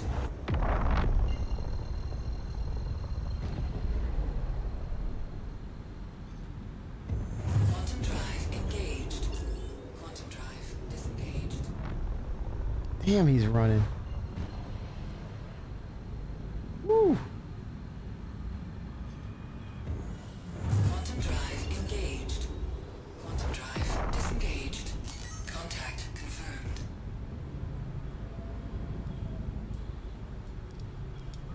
Shields active. Friendly target. Friendly target? It says neutralized, lady. Come on now. Oh, damn, he's in a Valk. Friendly target. What are you... Shit, he ain't friendly. Under attack.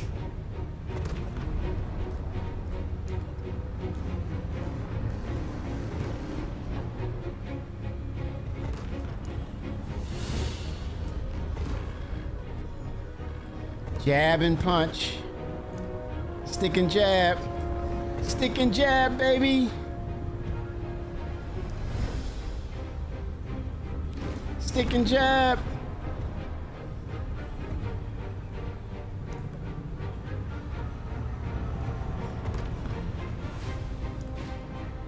Stick and jab. And ballistics ripping, baby. They ripping.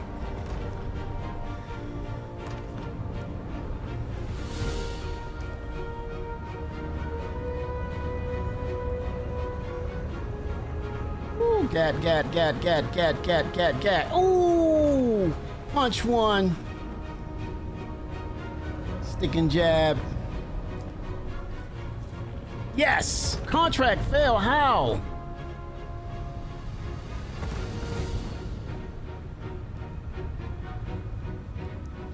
Man, they gotta be kidding me, dude. Shooting missiles in the sky.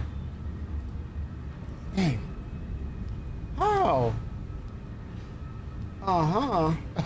No-uh. No-uh. What happened there, y'all? What happened? Oh, I didn't. Someone else boomed. Okay, there.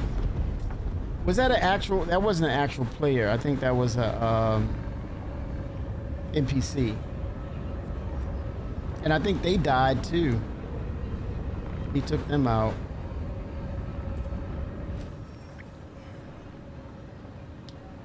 Hold on, let me slow it down.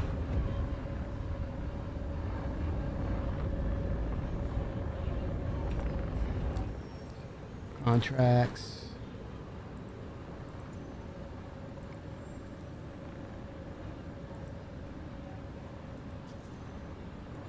Track. Swamp Wizard. Whoa. Shields disengaged.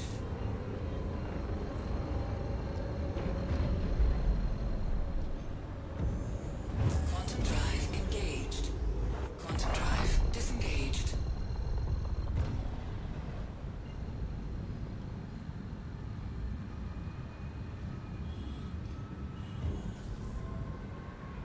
Quantum drive engaged. Let's see. That was a player. Oh, nice. Not bad, man. Not bad. I held up to him. It shows you the wolf is very agile, man.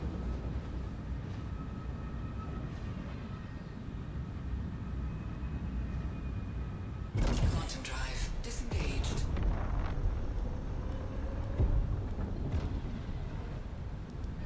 Shields active. Let's get after Swampy. Okay, I see him.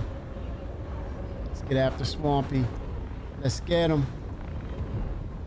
I see him. Oh, somebody else is taking him out. Man, this bounty hunting business is, man. Contact confirmed. Friendly target. How is he friendly? Shield Oh shit. under attack.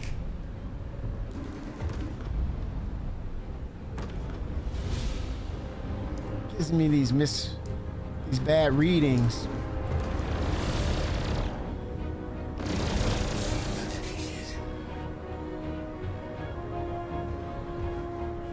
He's on me, but I'm trying to.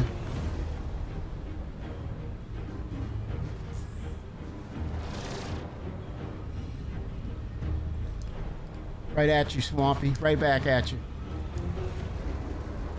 Oh, you got me.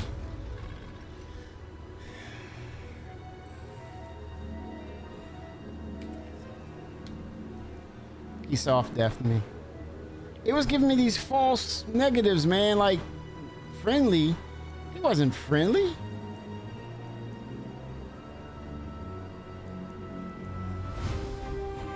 Where is he? Did he run? Oh, I see him. He's off. He's like, I'm out of here. Oh. The C2. It was just a lot of, yeah, proximity issues. There he is.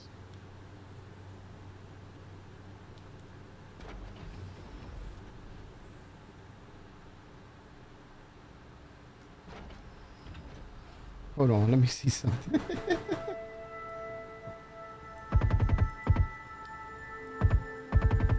Hey, Swampy, got something for you. Oh my gosh. Oh, that's everything. I'm out.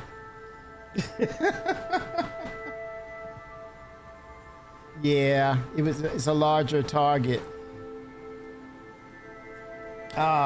Chat, I'm gonna call it. Big day tomorrow. Busy day. Thanks again. I want to redo those missions come the weekend. I'll put the time into it and get ready for 4.3.1.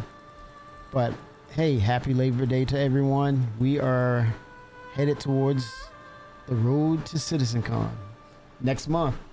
Next month, everyone. 07s. Not too bad. Not too bad. Hopefully we'll get the message of the day. Yes, sir. We'll get that message of the day. But I guess the word of the day, everyone, is communication. It serves well. It does everyone a good service. And you know, sometimes we get cold feet when it comes to needing that interaction. But when you're talking about deliverable of goods and establishing trust, you gotta have it. This is for CIG. You gotta have it. So everyone, 07s, we'll see you on the next one.